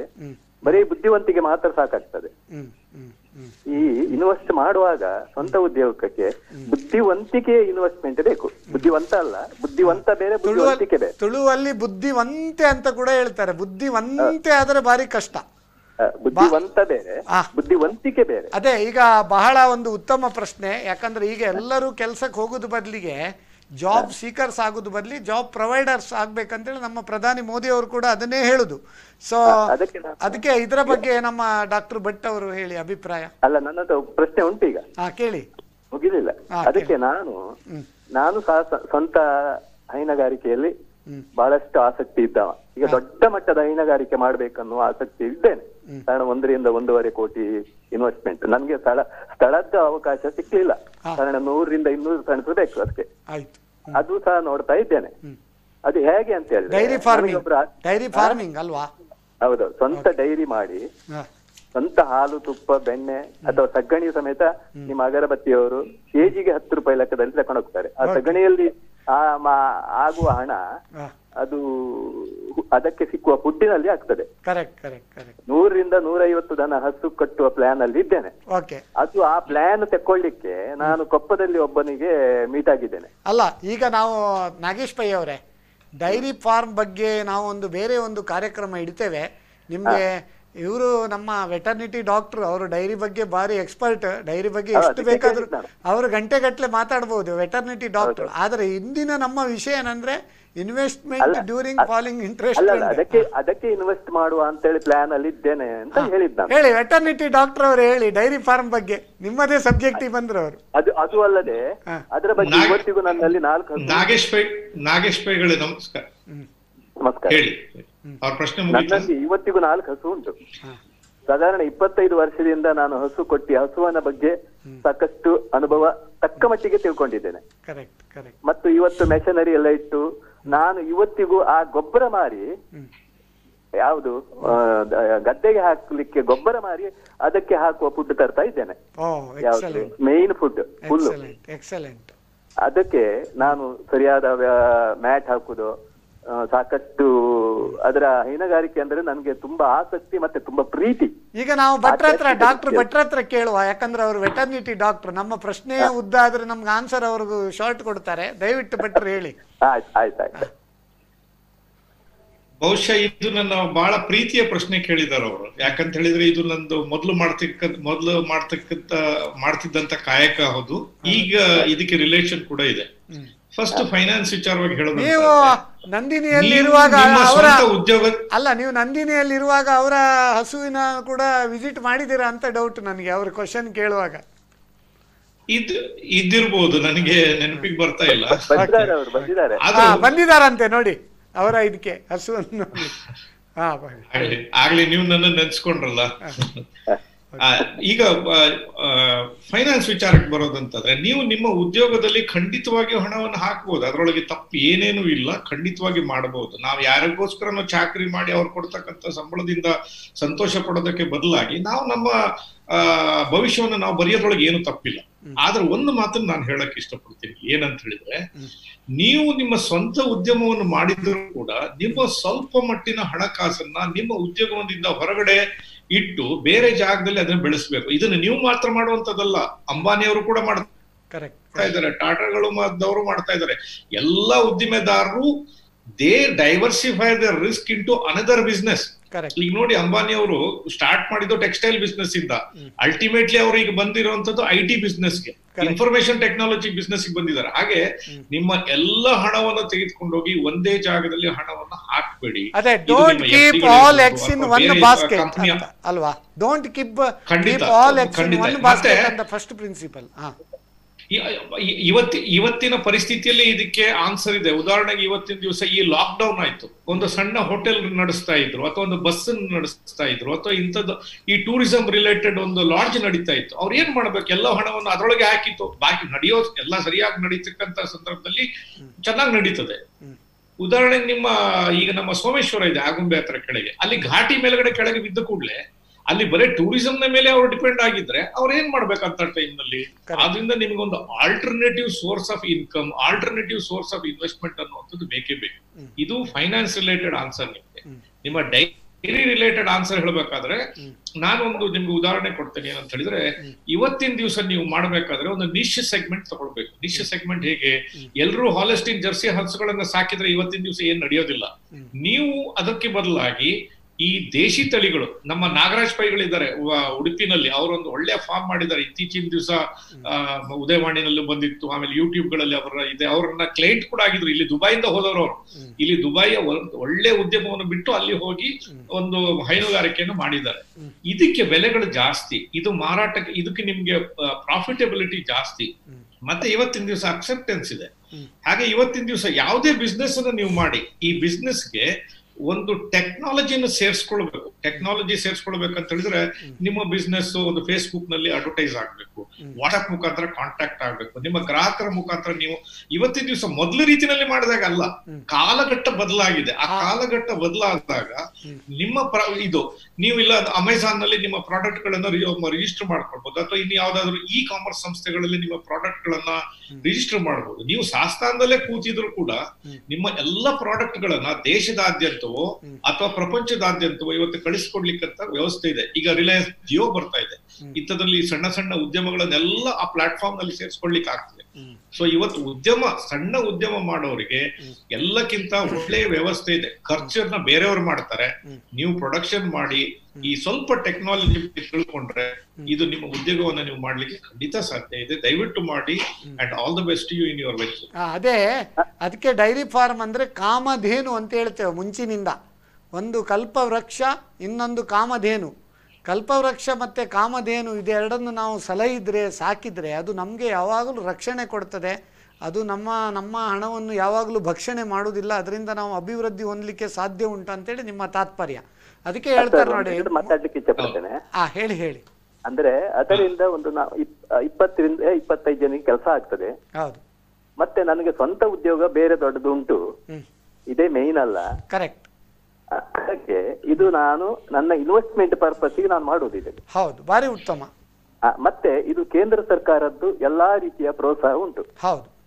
ಇದರಿಂದ ಬರುವ ಆದಾಯ ಉಂಟಲ್ಲ, ಅದಕ್ಕೆ ಟ್ಯಾಕ್ಸ್ ಇಲ್ಲ ಅಂತ ಅನ್ನೋದು. ಅಲ್ಲ, ಉಂಟು. ಅದು ನಾಗೇಶ್ ಪೈ ಅವರೇ, ಅದು ರಾಂಗ್. ನೀವು ಯಾರ ಹತ್ರ ನೋಡಿ, ಇಮಾಮ್ ಸಾಹೇಬ್ರ ಹತ್ರ ಏಕಾದಶಿ ಕೇಳಬೇಡಿ, ಏಕಾದಶಿ ಭಟ್ರ ಹತ್ರವೇ ಕೇಳಬೇಕು ನೋಡಿ. ಅಲ್ಲ, ಒಂದ್ ನಿಮಿಷ. I being A chartered accountant, ಒಂದ್ ನಿಮಿಷ. ಹಾಲಿನ ಮೇಲೆ GST ಇಲ್ಲ. ಆದರೆ ಡೈರಿಯಲ್ಲಿ, ಹೈನುಗಾರಿಕೆಯಲ್ಲಿ ನೀವು ಬಂದ ಆದಾಯ ಉಂಟಲ್ಲ, income, it is not agricultural income. Agricultural purpose ಅಂತೇಳಿ ಬ್ಯಾಂಕಿನವರು ಲೋನ್ ಕೊಡುವಾಗ ಅಗ್ರಿಕಲ್ಚರ್ ಅಲೈಡ್ ಆಕ್ಟಿವಿಟಿ ಅಂತ ಕ್ಲಾಸಿಫೈ ಮಾಡ್ತಾರೆ. ಆದರೆ it is not agricultural income. Agricultural income ಅಂದರೆ ನೀವು ಹೊಲ ಇರ್ಬೋದು, ಬೆಳೆ ತೆಗೆದು ಅಥವಾ ತೋಟ ಮಾಡಿ ಅದರಲ್ಲಿ ಬಂದ ಆದಾಯ ಮಾತ್ರ ಎಗ್ರಿಕಲ್ಚರಲ್ ಇನ್ಕಮ್ ಟ್ಯಾಕ್ಸ್ ನಲ್ಲಿ. Otherwise tax. ಒಂದು ಕೇಂದ್ರ ಸರ್ಕಾರದವರು ಒಂದು ಘೋಷಣೆ ಮಾಡಿದ್ದಾರೆ ಬಜೆಟ್ ಮಂಡನೆ ಮಾಡುವಾಗ. ಹೇಳಿ. ಹೈನುಗಾರಿಕೆಗೆ ನಮ್ಮ ಎಲ್ಲಾ ರೀತಿಯ ಪ್ರೋತ್ಸಾಹ ಉಂಟು. ಆದಾಯ ತೆರಿಗೆಯ ಸಮೇತ ಎಕ್ಸಂಪ್ಷನ್ ಉಂಟು. ಇಲ್ಲ, ಅದು ರಾಂಗ್. ನಿಮ್ಗೆ ಅದು ರಾಂಗ್ ಅಡ್ವೈಸ್. ಅದು ಆದಾಯ ತೆರಿಗೆ ಎಕ್ಸಂಪ್ಷನ್ ಇಲ್ಲ, ಬಟ್ ಬೇರೆ ಎಲ್ಲ ರೀತಿಯಲ್ಲಿ ನಿಮ್ಗೆ ಸಹಕಾರ ಉಂಟು. ಅದು ನಿಮ್ಮ ಹೆಂಡತಿಯವರು ಕೂಡ ಬೇರೆ ಅದನ್ನು ಮಾಡ್ಬೋದು. ಈಗ ನೀವು ನೋಡಿ, ನೀವು ಈ ಉದ್ಯೋಗ ಮಾಡಿದ್ರಿಂದ ನಿಮ್ಮ ಹೆಂಡತಿ ಆ ಉದ್ಯೋಗ ಮಾಡ್ಬೋದು. ಅವರಿಗೆ 5 ಲಕ್ಷವರೆಗೆ ಇನ್ಕಮ್ ಟ್ಯಾಕ್ಸ್. ಹೇಗಾದರೂ ದನ ಸಾಕುದು ನೀವೆಲ್ಲಿ ಸಾಕ್ತೀರಿ, ನಿಮ್ಮ ಹೆಂಡತಿಯೇ ನೋಡ್ಕೊಳ್ಬೇಕು. ಅವರ ಇದರಲ್ಲಿ ಮಾಡಿದರೆ ನಿಮಗೆ ಆದಾಯ 5 ಲಕ್ಷವರೆಗೆ ಟ್ಯಾಕ್ಸ್ ಇಲ್ಲ, 10 ಲಕ್ಷದವರೆಗೆ ವೆರಿ ನಾಮಿನಲ್ ಟ್ಯಾಕ್ಸ್, ಅದನ್ನು ಕೂಡ ಮಾಡ್ಬೋದು. ಅದಕ್ಕೆ ನೋಡಿ ನಮ್ಮ ಹಿರಿಯವರು ಹೇಳಿದ್ದಾರೆ ಗಾದೆ ಏನು, ಉದ್ಯೋಗಂ ಪುರುಷ ಲಕ್ಷಣಂ ಅಂತಿತ್ತು ಮುಂಚೆ. ಈಗ ಮಹಿಳೆಯರು ಯಾವುದೇ ವಿಷಯದಲ್ಲಿ ಪುರುಷರಿಗಿಂತ ಎಲ್ಲಿಯೂ ಕಮ್ಮಿ ಇಲ್ಲ. ಈಗ ನೀವು ನಮ್ಮ ಸೈನ್ಯದಲ್ಲಿ ಕೂಡ, ಆರ್ಮಿ, ನೇವಿ, ಏರ್ಫೋರ್ಸಲ್ಲಿ ಕೂಡ ಮಹಿಳೆಯರು ದಾಪುಕಾಲಾಗ್ತಾ ಇದ್ದಾರೆ. ಗಗನಯಾತ್ರೆ ನಮ್ಮ ಕಲ್ಪನಾ ಚಾವ್ಲಾ ಇರ್ಬೋದು, ಅವರು ಕೂಡ ಮಹಿಳೆಯಾಗಿ ಮಾಡಿದ್ದಾರೆ. ಅದಕ್ಕೆ ಆ ಉದ್ಯೋಗಂ ಪುರುಷ ಲಕ್ಷಣಂ ಇದ್ದದ್ದನ್ನು ಈಗ ನಾವು ಚೇಂಜ್ ಮಾಡಬೇಕು, ಉದ್ಯೋಗಂ ಮನುಜ ಲಕ್ಷಣಂ ಅಂತೇಳಿ ಮಾಡಿದರೆ ಉತ್ತಮ. ಈ ನಿಮ್ಮ ಒಂದು ಅಭಿಪ್ರಾಯ, ನಿಮ್ಮ ಒಂದು ಪ್ರಶ್ನೆ ಉಂಟಲ್ಲ, ಉತ್ತಮವಾದ ಪ್ರಶ್ನೆ. ಯಾಕಂದರೆ ಎಲ್ಲ ಹಳ್ಳಿಗಳಲ್ಲಿ ಅವರ ಒಂದು ಉದ್ಯೋಗ ಅಲ್ಲದೆ ಈ ಉಪಕಸುಬು ಮತ್ತು ಮಹಿಳೆಯರಿಗೆ ಬೇರೆ ಕಸುಬು ಮಾಡಿದರೆ, ಮುದ್ರಾ ಯೋಜನೆಯಿಂದ, ಸರ್ಕಾರದಿಂದ, ಬ್ಯಾಂಕಿನ ಥ್ರೂ 10 ಲಕ್ಷದವರೆಗೆ ಅವರಿಗೆ ಯಾವುದೇ ಖಾತರಿ, ಜಮೀನು ಬೇಡ, ಜಾಮೀನು ಬೇಡ, ಲೋನ್ ಸತ ಸಿಗ್ತದಂತೆ ಹೇಳ್ತಾ ಉತ್ತಮ ಪ್ರಶ್ನೆ ನೀವು ಕೇಳಿದರೆ ನಿಮಗೆ ಧನ್ಯವಾದಗಳು. ಈಗ ಚಂದ್ರಕಾಂತ್ ಭಟ್ ಅವರೇ, ನಮ್ಮ ಬಿಸ್ನೆಸ್ ಬಗ್ಗೆ ನಮ್ಮ ಸಾಸ್ತಾನದಂಥ ಒಂದು ಹಳ್ಳಿ ಪ್ರದೇಶದಿಂದ ನಾಗೇಶ್ ಪೈ ಅವರು ರೆಗ್ಯುಲರ್ ಆಗಿ ಅವರು ಪ್ರಶ್ನೆ ಕೇಳ್ತಾ ಇದ್ದಾರೆ. ಬಹಳ ಒಂದು ಉತ್ತಮ ಪ್ರಶ್ನೆ ಕೇಳಿದರು. ಅದೇ ರೀತಿ an investment in knowledge pays best interest ಅಂತ ಬೆಂಜಮಿನ್ ಫ್ರಾಂಕ್ಲಿನ್ ಅವರು ಕೂಡ ಹೇಳಿದ್ದಾರೆ. That is nothing to beat. ಅದಲ್ಲದೆ ವಾರನ್ ಬಫೆಟ್ ಅವರು ಕೂಡ ಏನು ಹೇಳ್ತಾರೆ, games are won by players who focus on the playing field, not by eyes whose eyes are glued to the score board ಅಂತ. ಅದೇ ಈಗ ಮ್ಯೂಚುವಲ್ ಫಂಡಿನವರು ಆವಾಗೆಲ್ಲ ತುಂಬ ಜನ ಕ್ವಶನ್ ಕೇಳಿದ್ರಲ್ಲ, ಆಗಾಗ ನಾವು ಗಿಡ ನಟ್ಟು ಬೇರು ಬಂದಿದೆ ಅಂತ ತೆಗೆದು ನೋಡಿದರೆ ಆವಾಗ ಗಿಡ ಸಾಯ್ತಾ ಇದೀವಿನ, ಗಿಡದಲ್ಲಿ ಇದಕ್ಕೆ ಬರ್ತಾ ಇಲ್ಲ. ಆದ್ದರಿಂದ games are won by players who focus on the playing field, they should not focus on the score board ಅಂತ. ಇದರ ಬಗ್ಗೆ ನಿಮ್ಮ ಅಭಿಪ್ರಾಯ ಏನು? ಅದು ಖಂಡಿತ ನೋಡಿ, ಸ್ಟಾಕ್ ಮಾರ್ಕೆಟ್ ನಲ್ಲಿ ಹೂಡಿಕೆಯನ್ನು ಮಾಡಿದರೆ ಅದು ಇನ್ ದ ಲಾಂಗ್ ಟರ್ಮ್ ನಿಮ್ಗೆ ಹಣವನ್ನು ಕೊಡುವುದು ಗ್ಯಾರಂಟಿ. ಆದ್ರೆ ಒಳ್ಳೆಯ ಸ್ಟಾಕ್ ಅಲ್ಲಿ ನೋಡಿ ಫಂಡಮೆಂಟಲ್ ಬ್ಲೂ ಚಿಪ್ಸ್ ಅಲ್ಲೇ ಮಾಡಬೇಕಾಗ್ತದೆ. ನಾನು ಯಾವುದೇ ಸ್ಟಾಕ್ಸ್ ಬಗ್ಗೆ ನಾನು ಹೇಳ್ತಾ ಇಲ್ಲ ಇಲ್ಲಿ. ನಾನು ಹೇಳ್ತಾ ಇರುವಂತದ್ದು ಸ್ಟಾಕ್ ಮಾರ್ಕೆಟ್ ಇನ್ ಟೋಟಲ್, ಐದರ್ ಒಂದು ಡೈವರ್ಸಿಫೈಡ್ ಮ್ಯೂಚುವಲ್ ಫಂಡ್ ಅಥವಾ ಒಂದು ಇಂಡೆಕ್ಸ್ ಫಂಡ್ ಅಥವಾ ಒಂದು ETF, ಒಂದು ಸೆಕ್ಟರ್ ಅಥವಾ ಇಂಡಿವಿಜುವಲ್ ಸ್ಟಾಕ್ಸ್ ಬಗ್ಗೆ ನಾನು ಮಾತಾಡ್ತಾ ಇಲ್ಲ. ಅಲ್ಟಿಮೇಟ್ಲಿ ಇದು ನಿಮಗೆ ಬ್ಯಾಂಕ್ ರೇಟ್ ಗಿನ ಜಾಸ್ತಿ ರಿಟರ್ನ್ ಕೊಡುವಂತದ್ದು ಗ್ಯಾರಂಟಿ. ಭಾರತದಲ್ಲಿ ಮಾತ್ರ ಅಲ್ಲ, ಪ್ರಪಂಚದಾದ್ಯಂತ ಸೇಮ್. ಆವಾಗ ಅದು ರಾಮರಾವ್ ಅವರು ಒಂದು ಕ್ವಶನ್ ಕೇಳಿದ್ರು, ಗೋಲ್ಡ್ ಇನ್ವೆಸ್ಟ್ ಮಾಡೋದು ಬದಲ ಗೋಲ್ಡ್ ETF ಅಲ್ಲಿ ಮಾಡಿದ್ರು ಉತ್ತಮವ ಅಂತೇಳಿ. ಗೋಲ್ಡ್ ಅಲ್ಲಿ ಇನ್ವೆಸ್ಟ್ ಮಾಡ್ಲಿಕ್ಕಿದ್ರೆ, ನಿಜವಾದ ಅರ್ಥದಲ್ಲಿ ನೀವು ಗೋಲ್ಡ್ ಇನ್ವೆಸ್ಟ್ ಮಾಡ್ಬೇಕಂತ ಇದ್ರೆ, ರಿಸರ್ವ್ ಬ್ಯಾಂಕ್ ನವರ gold fund is a far better option than the gold ETF or a gold mutual fund or a physical gold. ಯಾಕಂತ ಹೇಳಿದ್ರೆ ಅಲ್ಲಿ ನೀವು ಇಟ್ರೆ ನಿಮ್ಗೆ GST ಸಮಸ್ಯೆ ಇಲ್ಲ, ನೀವು ಫಿಸಿಕಲ್ ಗೋಲ್ಡ್ ಅನ್ನ ಡೆಲಿವರಿ ತಗೊಳ್ಳೋ ಕ್ವಶನ್ ಇಲ್ಲ, ನಿಮ್ಗೆ ಅಲ್ಲಿ ಹಣ ಇಟ್ಟಂತ ಸಂದರ್ಭ ಕೂಡ 2.5% ಶೇಕಡದ ವರ್ಷಕ್ಕೆ 2.5% ನಿಮ್ಗೊಂದು ಆದಾಯ ಅದರೊಳಗೆ ಕ್ರಿಯೇಟ್ ಆಗ್ತದೆ. ಅದು 7 ವರ್ಷನ 8 ವರ್ಷ ಮೆಚುರಿಟಿ ಇದೆ. ಅದಕ್ಕೆ ಆ ಮೆಚುರಿಟಿ ಟೈಮ್ ನಲ್ಲಿ ಏನು ಬೆಲೆ ಇದೆಯೋ ಅದು ನಿಮ್ಗೆ ಸಿಗ್ತದೆ. ಅದರೊಳಗೆ ನಿಮ್ಗೆ ಯಾವ ಸಮಸ್ಯೆನೂ ಇಲ್ಲ. If you really want to invest gold, the best is the RBI gold bonds are the best schemes to invest. ಅದರ ಒಂದೇ ಸಮಸ್ಯೆ ಏನಂತ ಹೇಳಿದ್ರೆ ಅದರೊಳಗೆ ಲಿಕ್ವಿಡಿಟಿ ಇಲ್ಲ. ಅಂದ್ರೆ ನೀವು ಅದನ್ನ ಪುನಃ RBI ನವರಿಗೆ ಮಾರಾಟ ಮಾಡ್ಬೇಕು. ಸೆಕೆಂಡರಿ ಮಾರ್ಕೆಟ್ ನಲ್ಲಿ ಅದಕ್ಕೆ ಲಿಕ್ವಿಡಿಟಿ ಇದೆ ಅಂತ ಹೇಳಿದ್ರು ಕೂಡ ಖರೀದಿ ಮಾಡ್ಲಿಕ್ಕೆ ಅದಕ್ಕೆ ಖರೀದಿಗೆ ಜನ ಸಿಗ್ತಾರೆ ಅಂತ ಹೇಳಲಿಕ್ಕೆ ಸಾಧ್ಯ ಇಲ್ಲ. ಮತ್ತೆ ಮನೆಯಲ್ಲಿ ಕಿರಿಕಿರಿ ಮಾಡ್ತಾರಲ್ಲ, ಮನೆಯಲ್ಲಿ ಕಿರಿಕಿರಿ ಮಾಡ್ತಾರಲ್ಲ ಲೇಡೀಸ್, ಅವರು ಗೋಲ್ಡೇ ಬೇಕು ಹೇಳ್ತಾರೆ. ಅವರು ನಿಮ್ಮ ಗೋಲ್ಡ್ ಬಾಂಡ್ ಕೊಟ್ಟರೆ ಅವ್ರ ಮುಖದ ಮೇಲೆ ಬಿಸಾಡ್ತಾರೆ, ನಮಗೆ ಕಾಪಿಗೆ ಉಪ್ಪು ಹಾಕಿ ಕೊಡ್ತಾರೆ ಸಕ್ಕರೆ ಹಾಕೋದು ಬದಲಿಗೆ.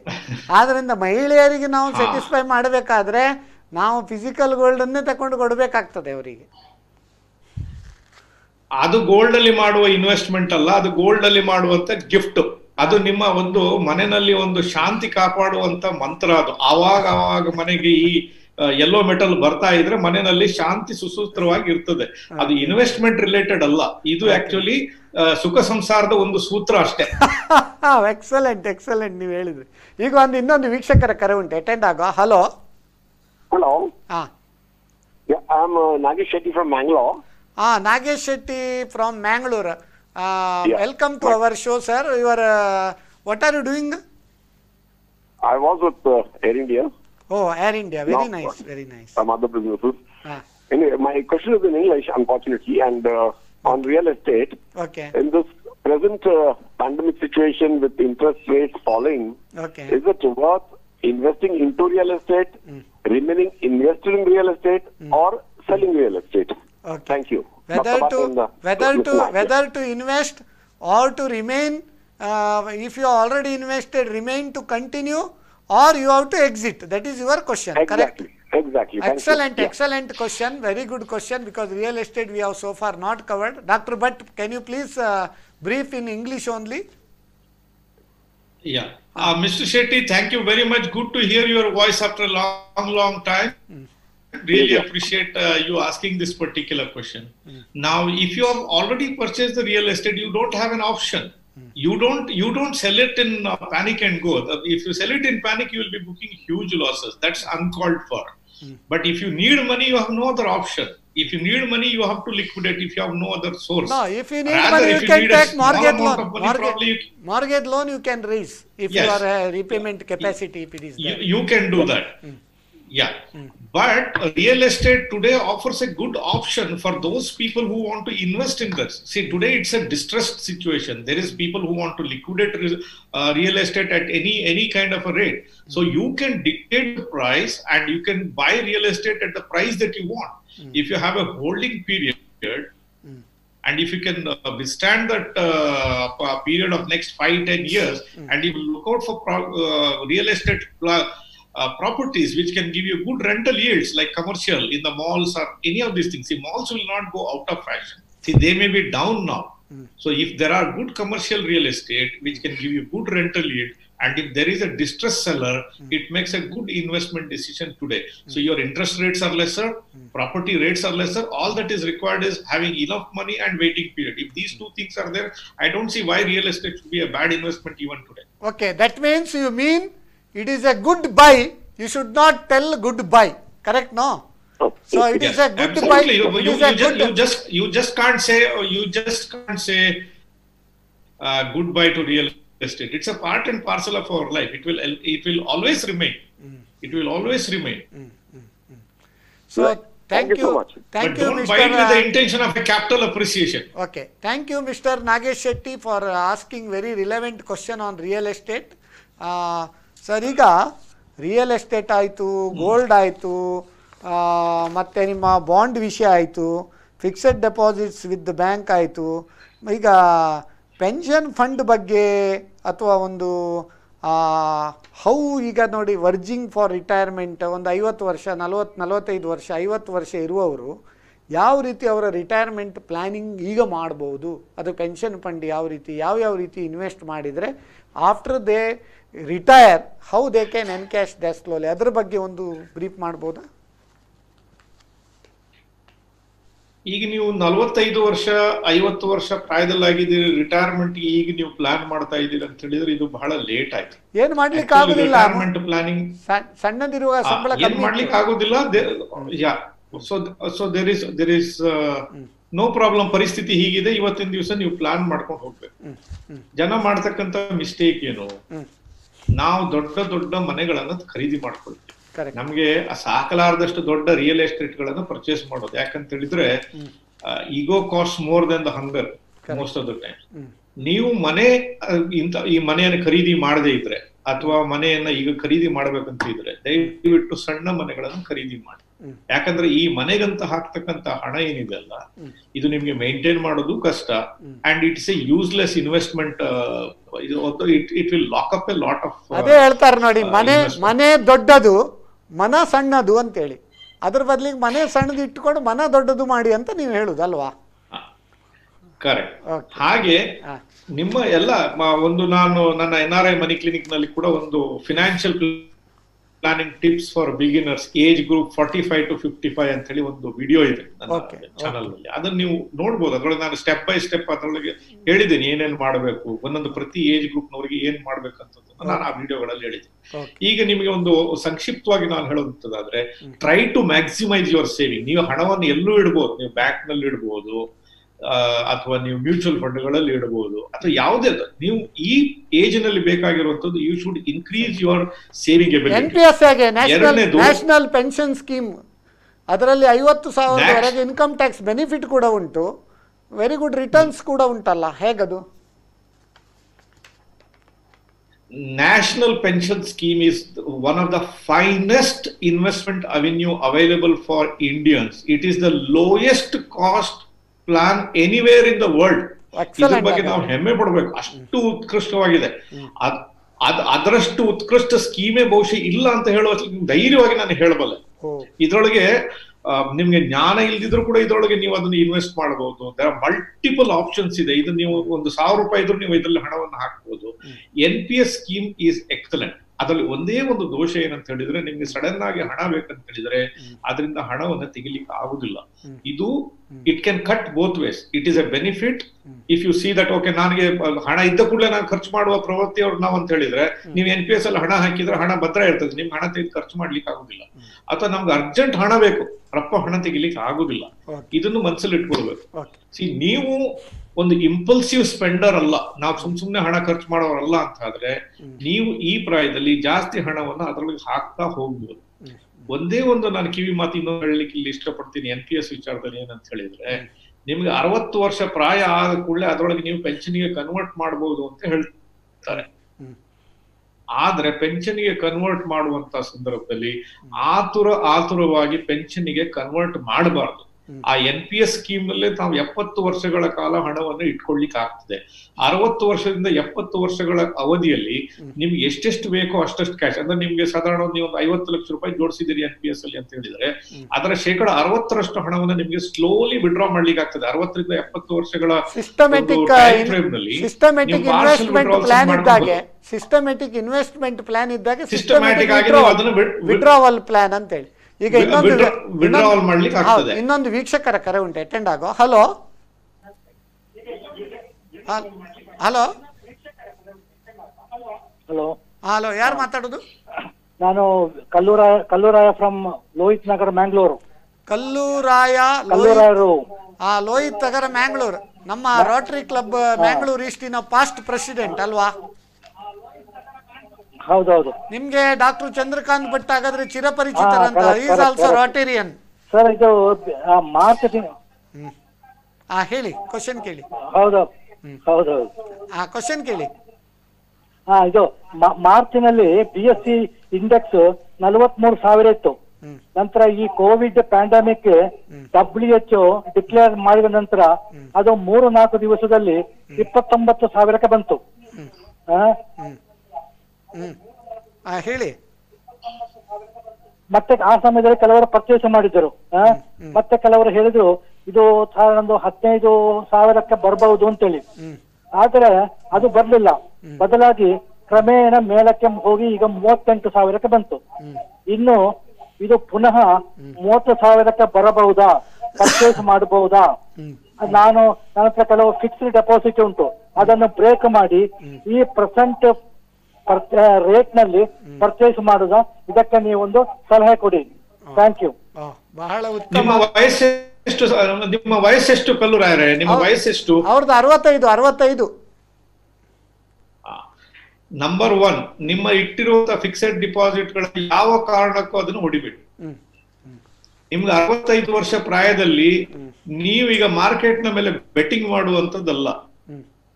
ನೀವು ಅದು ಮಾರ್ಕೆಟ್ ಕೆಳಗಿರುವಂತ ಸಂದರ್ಭದಲ್ಲಿ ನೀವು ಖರೀದಿ ಮಾಡಿರುವಂತ ಸ್ಟಾಕ್ಗಳು, ಮ್ಯೂಚುವಲ್ ಫಂಡ್ಗಳು ನಿಮ್ಮ ಬಳಿ ಇದ್ರೆ ಅದನ್ನು ನೀವು ಇಟ್ಕೊಳ್ಳಿ, ಅದನ್ನು ಮಾರಾಟ ಮಾಡ್ಲಿಕ್ಕೆ ಹೋಗಬೇಡಿ. ಮತ್ತೆ ನಿಮ್ಮ ಪ್ರಶ್ನೆ, ಮಾರ್ಕೆಟ್ 30,000ಕ್ಕೆ ಬರಬಹುದಾ ಅಂತೇಳಿ. ನಾನು ಈ ಕಾರ್ಯಕ್ರಮದ ಬಿಗಿನಿಂಗ್ ನಲ್ಲೇ ಹೇಳಿದ್ದೇನೆ, ಜ್ಯೋತಿಷಿಗಳು ಮತ್ತೆ ನಾವು ಫೈನಾನ್ಷಿಯಲ್ ಅನಲಿಸ್ಟ್ಗಳು ಏನ್ ಹೇಳಿದ್ರು ನಡೀತದೆ.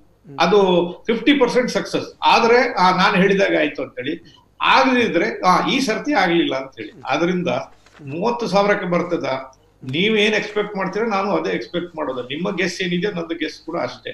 ನನಗೆ ಇದ್ರ ವಿಚಾರದಲ್ಲಿ ಖಂಡಿತವಾಗಿಯೂ ಆನ್ಸರ್ ಇಲ್ಲ. ಬರಬಹುದು, ಬರದೇ ಇಲ್ಲಿ ಇದಕ್ಕೆ ಬದಲಾಗಿ 42,000ಕ್ಕೆ ಅದು ಜಿಗಿದು ಕೂಡ ಹೋಗ್ಲಿಕ್ಕೆ ಸಾಧ್ಯತೆ ಇದೆ. ಆದ್ರಿಂದ ಅವರು ಎರಡೂ ಸಾಧ್ಯತೆ ಇದೆ. ನಿಮ್ಮ FD ಗಳನ್ನ ಲಿಕ್ವಿಡೇಟ್ ಮಾಡಬೇಡಿ. FD ಮೇಲೆ ಲೋನ್ ತೆಗೆದು ಹಾಕ್ಬೋದಾ? ಅದು ಆಸ್ ಗುಡ್ ಆಸ್ ಲಿಕ್ವಿಡೇಷನ್ ಇಲ್ಲ, ಖಂಡಿತ ಮಾಡಬೇಡಿ, ಖಂಡಿತ ಮಾಡಬೇಡಿ. ಓಕೆ, ಒಂದು ಉತ್ತಮ ಪ್ರಶ್ನೆ ಕೇಳಿದ್ರಿ ಕಲ್ಲೂರಾಯರೇ, ಧನ್ಯವಾದಗಳು. ಈಗ ಇನ್ನೊಂದು ವೀಕ್ಷಕರ ಕರೆ ಉಂಟು. ಹಲೋ ಹಲೋ ಹಲೋ, ಯಾರು ಮಾತಾಡೋದು? ಹಲೋ ಹಲೋ ಸರ್, ನಮಸ್ತೆ. ಗುರುರಾಜ್ ಅಂತ ಹೇಳಿ ಮಂಗಳೂರಿಂದ. ನಮಸ್ತೆ, ಗುರುರಾಜ್ ಫ್ರಮ್ ಮ್ಯಾಂಗ್ಳೂರ್. ಏನ್ ಮಾಡ್ತಾ ಇದ್ದೀರಿ ಗುರುರಾಜ್ ಅವರೇ? ಸರ್ ನಾನು ಒಂದು ಬ್ಯಾಂಕ್ 2-3 ಬ್ಯಾಂಕ್ ಅಲ್ಲಿ DSA ವರ್ಕ್ ಮಾಡ್ತಾ ಇದ್ದೇನೆ, ಮತ್ತೆ ಬಿಲ್ಡಿಂಗ್ ಕನ್ಸ್ಟ್ರಕ್ಷನ್ ಮಾಡಿ ಸಪ್ಲೈ ಮಾಡ್ತಾ ಇದ್ದೇನೆ. Very good. DSA ಹೇಳಿ, ನಿಮ್ಮ ಪ್ರಶ್ನೆ ಕೇಳಬಹುದಾ? ನನಗೆ ಒಂದು ಪ್ರಶ್ನೆ 2 ಸೆಕ್ಟರ್ ಇದೆ. ಹೇಳಿ. ಏನಂತ ಹೇಳಿದ್ರೆ, ಈಗ ನಮ್ಮ ಸೌತ್ ಕೇಂದ್ರದಲ್ಲಿ ಈಗ ಬೀದಿಗೆ ಕೋಪರೇಟಿವ್ ಸೊಸೈಟಿಗಳಾಗಿವೆ. ಓಕೆ, ಒಂದು ಸೊಸೈಟಿಲಿ ನಾವು ಲೋನ್ ತಗೊಳ್ಬೇಕಾದ್ರೆ 1-2 ಗ್ಯಾರಂಟರ್ ಮತ್ತೆ ಅವರಿಗೆ ಎಷ್ಟು ಬೇಕು ಅಷ್ಟು ಸ್ಯಾಟಿಸ್ಫೈಡ್ ನಾವು ಇನ್ವೆಸ್ಟ್ಮೆಂಟ್ ಗೆ ಸೆಕ್ಯೂರಿಟಿ ಕೊಟ್ರೆ ಅವ್ರು ನಮ್ಗೆ ಲೋನ್ ಕೊಡ್ತಾರೆ. ಅದೇ ಸೊಸೈಟಿಯಲ್ಲಿ ನಾವು ಒಂದು FD ಇಟ್ಟಾಗ ನಮಗೆ ಕೊಡೋದು ಒಂದು ಸರ್ಟಿಫಿಕೇಟ್ ಮಾತ್ರ. ಅದು ಎಷ್ಟು ಸೇಫ್? ಕರೆಕ್ಟ್. ಬಹಳ ಉತ್ತಮ ಪ್ರಶ್ನೆ, ಬಹುಮಾನಿತ ಪ್ರಶ್ನೆ. 100ನೇ ವರ್ಷ ನಮ್ಮ ಎಪಿಸೋಡಿಗೆ ನಿಮ್ಗೆ ಇದರ ಬಗ್ಗೆ ನಾವು ಹಾನರ್ ಸತ ಮಾಡ್ತೇವೆ. ಇನ್ನೊಂದು ಪ್ರಶ್ನೆ ಕೇಳಿ. ಇನ್ನೊಂದು ಪ್ರಶ್ನೆ, ಇದೇ FD ನಾವು ನ್ಯಾಷನಲ್ ಬ್ಯಾಂಕ್ ಅಲ್ಲಿ ಇಟ್ಟಾಗ ಹೇಳಿ, ಅದು ಎಷ್ಟರ ಮಟ್ಟಿಗೆ ಸೇಫ್? ಯಾಕೆ ಹೇಳ್ತದೆ ಅಂತ ಹೇಳಿದ್ರೆ, ಅಮೆರಿಕ ರಾಷ್ಟ್ರದಲ್ಲಿ ಈ ಸಬ್ ಬ್ರಾಂಡ್ ಲೋನ್ ಕೊಟ್ಟು ಎಷ್ಟೋ ಬ್ಯಾಂಕ್ಗಳು ಲಾಸ್ ಆದವು. ಆಗ ಈ ಫಿಕ್ಸ್ ಡಿಪಾಸಿಟ್ ಅವರ ಒಂದು ಪರಿಸ್ಥಿತಿ ಏನು? ಅದೇ ತರ ನಮ್ಮ RBI ಅಂತದ ಒಂದು ಪರಿಸ್ಥಿತಿ ಬರ್ಲಿಕ್ಕಿಲ್ಲ ಬಂದ್ರೆ ಆಗ ಡಿಪಾಸಿಟ್ ಇದ್ದವರಿಗೆ ಸೇಫ್ಟಿ ಎಷ್ಟುಂಟು? ಅದ್ರ ಬಗ್ಗೆ ನಿಮಗೆ ತಿಳಿಸ್ಕೊಡಿ. ಎರಡು ಕೂಡ ಬಹಳ ಅತ್ಯುತ್ತಮ ಪ್ರಶ್ನೆ ಗುರುರಾಜ್ ಅವರೇ. ದಯವಿಟ್ಟು ನಮ್ಮ ಚಂದ್ರಕಾಂತ್ ಭಟ್ ಅವರ ಆನ್ಸರ್. ನಿಮ್ಮ ಪ್ರಶ್ನೆ ಫಸ್ಟ್, ಕೋಆಪರೇಟಿವ್ ಬ್ಯಾಂಕ್ ಅಲ್ಲಿ ನಾವು ಹಣವನ್ನು ಇಡಬಹುದಾ? ಇದಕ್ಕೆ ಪ್ರಶ್ನೆಗೆ ನಾನು ಉತ್ತರ ಕೊಟ್ರೆ ಕೋಆಪರೇಟಿವ್ ಬ್ಯಾಂಕ್ನವರು ನನ್ನ ಮೇಲೆ ಕುಸ್ತಿ ಮಾಡ್ತಾರೆ. ಈಗ 5 ಲಕ್ಷದವರೆಗೆ ಅಲ್ಲ, 5 ಲಕ್ಷದವರೆಗೆ ಅಲ್ಲ, ಈಗ 5 ಲಕ್ಷದವರೆಗೆ ಡೆಪಾಸಿಟ್ ಗ್ಯಾರಂಟಿ ಬಂದಿದೆ. ಆ ಕೋಆಪರೇಟಿವ್ ಸೊಸೈಟಿ ಅಥವಾ ಆ ಬ್ಯಾಂಕಲ್ಲಿ 5 ಲಕ್ಷದವರೆಗೆ ಅದು ಗ್ಯಾರಂಟಿ ಇದ್ದರೆ 5 ಲಕ್ಷದವರೆಗೆ ಅದು ಗ್ಯಾರಂಟಿ ಇಡ್ಬಹುದಲ್ವಾ, ಒಳ್ಳೆ ರಿಟರ್ನ್ಸ್ ಕೊಟ್ರೆ?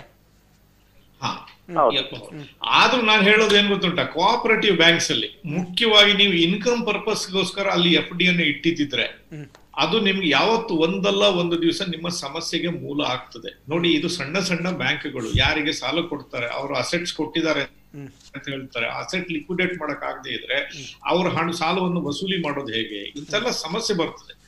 ನಿಮ್ಗೆ ಆ ಧಾರಣ ಶಕ್ತಿ, ರಿಸ್ಕ್ ತಗೊಳ್ಳುವಂತ ಶಕ್ತಿ ಇಲ್ಲ, ಸಾಧ್ಯತೆ ಇಲ್ಲ ಅಂತ ಹೇಳಿದ್ರೆ ದಯವಿಟ್ಟು ನಾನು ನನ್ನ ಕ್ಲೈಂಟ್ಸ್ ಗಳಿಗೆ ಅಡ್ವೈಸ್ ಮಾಡೋದೇನಂತ ಹೇಳಿದ್ರೆ, ಈ ಸಣ್ಣ ಸಣ್ಣ ಬ್ಯಾಂಕ್ಗಳಲ್ಲಿ, ಕೋಆಪರೇಟಿವ್ ಬ್ಯಾಂಕ್ಗಳಲ್ಲಿ ನಿಮ್ಮ ಹಣವನ್ನ ಇಟ್ಬಿಟ್ಟು ಫುಲ್ ರಿಸ್ಕ್ ತಗೊಂಡ್ಬಿಡಿ. ಅಥವಾ ನೀವು ಅದರೊಳಗೆ ಹೂಡಿಕೆ ಮಾಡಬೇಕು, ನಿಮ್ಗೇನೋ ಆಬ್ಲಿಗೇಷನ್ ಇದೆ, ಅಥವಾ ನಾನೇನೋ ಜಾಸ್ತಿ ಸಿಗುತ್ತೆ ಅಂತ ಇಡ್ಬೇಕಂತ ನಿಮ್ಗೆ ಮನ್ಸಿಗೆ ಅನ್ಸಿದ್ರೆ ಎಕ್ಸ್ಪೋಜರ್ ಕಂಟ್ರೋಲ್ ಇಟ್ಕೊಳ್ಬೇಕು. ನಿಮ್ಮ ಹತ್ರ ಒಂದು ₹1 ಕೋಟಿ ಇದೆ, ಒಂದು 5 ಲಕ್ಷ ರೂಪಾಯಿ ಬೇಕಾದ್ರೆ ಅದ್ರೊಳಗೆ ಒಂದು 5% ಇಟ್ಕೊಳ್ಳಿ ಅಥವಾ 10% ಇಟ್ಕೊಳ್ಳಿ. ನಾಳೆ ಏನೇ ಸಮಸ್ಯೆ ಆದ್ರೆ ಅದನ್ನ ನಿಮ್ಗೆ ತಡ್ಕೊಳ್ಳುವಂತ ಸಾಮರ್ಥ್ಯ ಇರಬೇಕು. ನೋಡಿ, ನಾಳೆ ನೀವು ಹಣ ಹೋಗದೆ ಇರ್ಬೋದು, ನಾಳೆ ಅಕೌಂಟ್ ಫ್ರೀಸ್ ಆಗ್ಬೋದಲ್ಲ. ಅವರು ಇದನ್ನೆಲ್ಲ ಸುಧಾರಣೆ ಮಾಡೋ ತನಕ ನಮ್ಗೆ ಆಪರೇಟ್ ಮಾಡಕ್ ಆಗಲ್ಲ, ನಾನು 5 ವರ್ಷ ನಂತರ ಹಣ ಕೊಡ್ತೀನಿ ಅಂತ ಹೇಳುವಂತ ಸಾಧ್ಯತೆಗಳೇ ಇರ್ತದೆ. ಆದ್ರಿಂದ ಕೋಆಪರೇಟಿವ್ ಬ್ಯಾಂಕ್ ನಲ್ಲಿ FD ಅನ್ನ ರಿಟೈರ್ ಜನಗಳು ಇಡುವಂತದ್ದು ಸೂಕ್ತ ಅಂತ ನನಗೆ ಖಂಡಿತ ಅನ್ಸುದಿಲ್ಲ. ಇದು ಬಡ್ಡಿಯ ಅಂಶ ಕಮ್ಮಿ ಆದ್ರೂ ಕೂಡ ಅದನ್ನ ಇಡ್ಲಿಕ್ಕೆ ನಮ್ಮ ನ್ಯಾಷನಲೈಸ್ ಬ್ಯಾಂಕ್ಸ್, ದೊಡ್ಡ ದೊಡ್ಡ ಪ್ರೈವೇಟ್ ಸೆಕ್ಟರ್ ಬ್ಯಾಂಕ್ಗಳು ಅಥವಾ ನಮ್ಮ ಈ ಕರ್ನಾಟಕ ಬ್ಯಾಂಕ್ ಅಂತ ಒಂದು ಉತ್ಕೃಷ್ಟ ಬ್ಯಾಂಕ್ಗಳು ಏನಿದಾವೆ ಖಾಸಗಿ ವಲಯದಲ್ಲಿ, ಅಲ್ಲಿ ನೀವು ಅದನ್ನು ಇಡುವಂತದ್ದು ಸೂಕ್ತ. ಸರ್ಕಾರ ಕೂಡ ನಿಮ್ಗೆ ಬೇಕಾದಷ್ಟು ಸ್ಕೀಮ್ಗಳನ್ನು ಕೊಟ್ಟಿದೆ. ಈಗಲೇ ನಾವು ಹೇಳಿದ್ವಿ. ಈಗ ಡಾಕ್ಟರ್ ಭಟ್ ಅವರೇ, ಇದು ನಮ್ಮ ಸಮಯ ಮುಗಿತಾ ಬಂತು. ಡಾಕ್ಟರ್ ಭಟ್ ಅವರಿಗೆ ಸಮಯ ಮುಗಿತಾ ಬಂತು. ಈಗ ಕೊನೆಯದಾಗಿ ನೀವು ನಮ್ಮ ವೀಕ್ಷಕರಿಗೆ ಯಾವುದು ಕಿವಿ ಮಾತು, ವೈಲ್ ಇನ್ವೆಸ್ಟಿಂಗ್ ಬ್ರೀಫ್ ಆಗಿ ವಿದಿನ್ 1 ಮಿನಿಟ್ ನೀವೊಂದು ಮಾಡಿ, ಯಾವ ರೀತಿಯಲ್ಲಿ, ಯಾವುದು ನಿಮ್ಮದು ಮಂತ್ರ, ಯಾವ ರೀತಿಯಲ್ಲಿ ಅವರು ಮುಂದುವರಿಬೇಕು ಇಂಥ ಒಂದು ಪ್ಯಾಂಡಮಿಕ್ ಸಿಚುವೇಶನ್ನಲ್ಲಿ, how they should go about, ಒಂದು ಬ್ರೀಫ್ ಆಗಿ ವಿದಿನ್ 1 ಮಿನಿಟ್ ನೀವು ಹೇಳಿ. ಮುಖ್ಯವಾಗಿ ಹೂಡಿಕೆದಾರರು ಮನಸ್ಸಿನಲ್ಲಿ ಇಟ್ಕೊಳ್ಬೇಕೇನಂತ ಹೇಳಿದ್ರೆ, safety should be the first thing. ನಿಮಗೆ ಲಾಭ ಬರುವಂತದ್ದು ಯಾವಾಗ, ನಿಮ್ಮ ಅಸಲು ಬಂದಾಗ ಮಾತ್ರ. ನಿಮ್ಮ ಅಸಲಿಗೆ ನಾವೊಂದು ರಿಸ್ಕ್ ಹಾಕಿದ್ರೆ ಆವಾಗ ಲಾಭ ಎಷ್ಟೇ ಬಂದ್ರು ಅದು ಲೆಕ್ಕ ಇಲ್ಲ, ಅದು ಇರ್ತದಂತೆ ಇಲ್ಲ. So your safety should B first.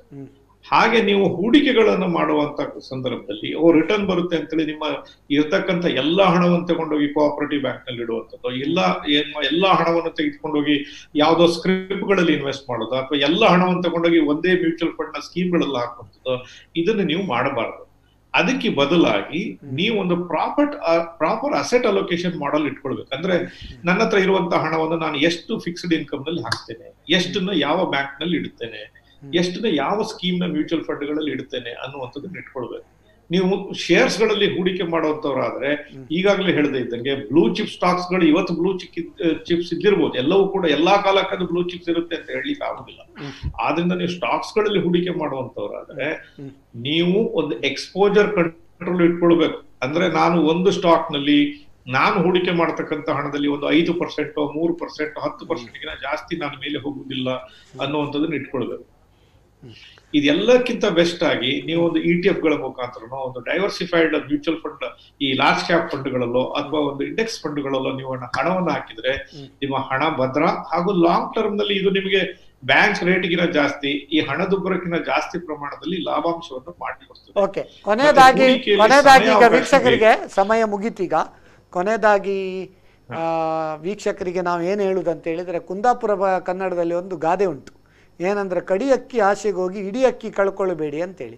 ಏನೋ ಒಂದು ಸಣ್ಣ ಸಣ್ಣ ಒಂದು ಆಸೆಗೆ ಚಿನ್ನದ ನಾಣ್ಯ, ಚಿನ್ನದ ಇದು ತಗೊಂಡ್ರೆ ಬೆಳ್ಳಿ ನಾಣ್ಯ ಫ್ರೀ, ಮತ್ತು ಅದು ಇಟ್ಟರೆ ಇದು ಫ್ರೀ, ಬೈ 1 get 1 ಫ್ರೀ, ಇಂಥದ್ದೆಲ್ಲ ಸ್ಕೀಮಿಗೆ ಮರುಳಾಗದೆ ಯಾವುದು ಉಂಟು, ಕುಲ ನೋಡಿ ಹೆಣ್ಣು ಕೊಡು, ಮರ ನೋಡಿ ಬಳ್ಳಿ ನಡು, ಮತ್ತು ಉತ್ತಮವಾದ ಒಂದು ಸಂಸ್ಥೆ ಅಥವಾ ಒಂದು ಉತ್ತಮವಾದ ಒಂದು ಬ್ಯಾಂಕು ಅಥವಾ ಉತ್ತಮವಾದ ಒಂದು ಫಂಡ್ ಅದನ್ನು ನೋಡಿಕೊಂಡು ನಿಮ್ಮ ಹಣವನ್ನು ಇನ್ವೆಸ್ಟ್ ಮಾಡಿ ಅಂತ ಹೇಳ್ತಾ, ಮತ್ತು ಟ್ಯಾಕ್ಸ್ ಸೇವ್ ಮಾಡಲಿಕ್ಕೋಸ್ಕರ ಟ್ಯಾಕ್ಸೇ ಕಟ್ಟಬಾರ್ದು ಅಂತೇಳಿ ರಿಟರ್ನ್ಸನ್ನು ಕಾಂಪ್ರಮೈಸ್ ಮಾಡಬಾರ್ದು. ಯಾಕಂದರೆ ಇನ್ಕಮ್ ಟ್ಯಾಕ್ಸ್ ಅನ್ನೋದು ಆನ್ ಇನ್ಕಮ್.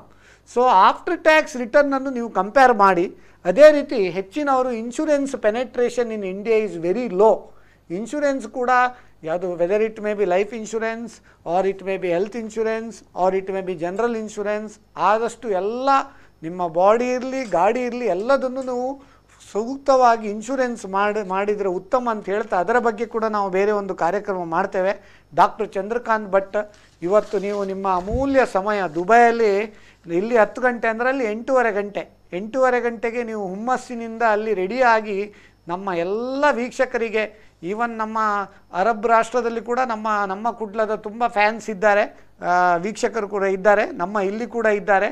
ಎಲ್ಲರಿಗೂ ನೀವು ಅವರ ಒಂದು ಉತ್ತಮ ಪ್ರಶ್ನೆಗೆ ನಿಮ್ಮ ಒಂದು ಉತ್ತಮ ಒಂದು ಅನುಭವವನ್ನು ಹಂಚಿಕೊಂಡು ಇಂಥ ಒಂದು ಸಿಚುವೇಷನಲ್ಲಿ ಯಾವ ರೀತಿ ಅವರು ಮುಂದುವರಿಬಹುದು ಅಂತ ಒಂದು ಸೂಕ್ತ ಮಾರ್ಗದರ್ಶನ, ಸಲಹೆ, ಸೂಚನೆ ಕೊಟ್ಟದಕ್ಕೆ ನಿಮಗೆ ನಮ್ಮ ಕುಡ್ಲ ವಾಹಿನಿಯ ಪರವಾಗಿ ಸಮಸ್ತ ವೀಕ್ಷಕರ ಪರವಾಗಿ ನನ್ನ ವೈಯಕ್ತಿಕ ಪರವಾಗಿ ನಿಮಗೆ ಧನ್ಯವಾದಗಳನ್ನು ಹೇಳ್ತೇವೆ. ಬಹಳ ಒಂದು ಉತ್ತಮ ಒಂದಿದು ನಮ್ಮ ಇನ್ವೆಸ್ಟ್ಮೆಂಟ್ ಸ್ಲೋಗನ್ಸ್ ಯಾವುದೆಲ್ಲ ನೀವು ಸ್ಲೋಗನ್ಸ್ ಮಾಡ್ಬೋದು ಅದನ್ನು ಕೂಡ ನಾನು ಸ್ಲೈಡ್ಸಲ್ಲಿ ಕೂಡ ಹಾಕಿದ್ದೇನೆ. ಅದೇ ರೀತಿ ಇದು ಕೊನೆಯದಾಗಿ ಏನು ಹೇಳ್ತೇವೆ ವೀಕ್ಷಕರೇ, ನಿಮ್ಮಲ್ಲಿದೆಯಾ ಫೈನಾನ್ಸ್, ಟ್ಯಾಕ್ಸೇಷನ್, ಬಿಸ್ನೆಸ್ ಕನ್ಫ್ಯೂಷನ್? ನಮ್ಮಲ್ಲಿದೆ Karnataka bank business tonic solution ಅಂತ ಹೇಳ್ತಾ ನಮ್ಮ ಈ ಕಾರ್ಯಕ್ರಮದ ಮರುಪ್ರಸಾರ ಇದೇ ಬುಧವಾರ ರಾತ್ರಿ 9:30 11 ಗಂಟೆಗೆ ನಮ್ಮ ಕುಡ್ಲ ವಾಹಿನಿಯಲ್ಲಿ ನೋಡ್ಬೋದು. ಅದೇ ರೀತಿ ಈ ಕಾರ್ಯಕ್ರಮದ ಒಂದು ಎಪಿಸೋಡನ್ನು ಫೇಸ್ಬುಕ್ಕಲ್ಲಿ ಲೈವ್ ಉಂಟು, ಅದನ್ನು ಕೂಡ ಯಾವಾಗ ಬೇಕಾದರೂ ನೀವು ವೀಕ್ಷಣೆ ಮಾಡ್ಬೋದು. ಹಾಗೂ ನಾವು ಯೂಟ್ಯೂಬಲ್ಲಿ ಕೂಡ ಅಪ್ಲೋಡ್ ಮಾಡ್ತೇವೆ. ಇದು 77 ಸಂಚಿಕೆಗಳನ್ನು ನಾವು ಪೂರೈಸಿದ್ದೇವೆ. ಎಲ್ಲ 77 ಸಂಚಿಕೆ ನಿಮಗೆ ಯೂಟ್ಯೂಬಲ್ಲಿ ಸಿಗ್ತದಂತ ಹೇಳ್ತಾ ಡಾಕ್ಟರ್ ಚಂದ್ರಕಾಂತ್ ಭಟ್ ಅವರಿಗೆ ಈ ಒಂದು ಉತ್ತಮ ಮಾರ್ಗದರ್ಶನ ನೀಡಿದ ನಮ್ಮ ಎಲ್ಲ ವೀಕ್ಷಕರ ಪರವಾಗಿ ನಿಮಗೆ ಧನ್ಯವಾದಗಳನ್ನು ಹೇಳ್ತಾ ನಮ್ಮ ಈ ಇಂದಿನ ಸಂಚಿಕೆಯನ್ನು ನಾವು ಮುಕ್ತಾಯಗೊಳಿಸ್ತಾ ಇದ್ದೇವೆ.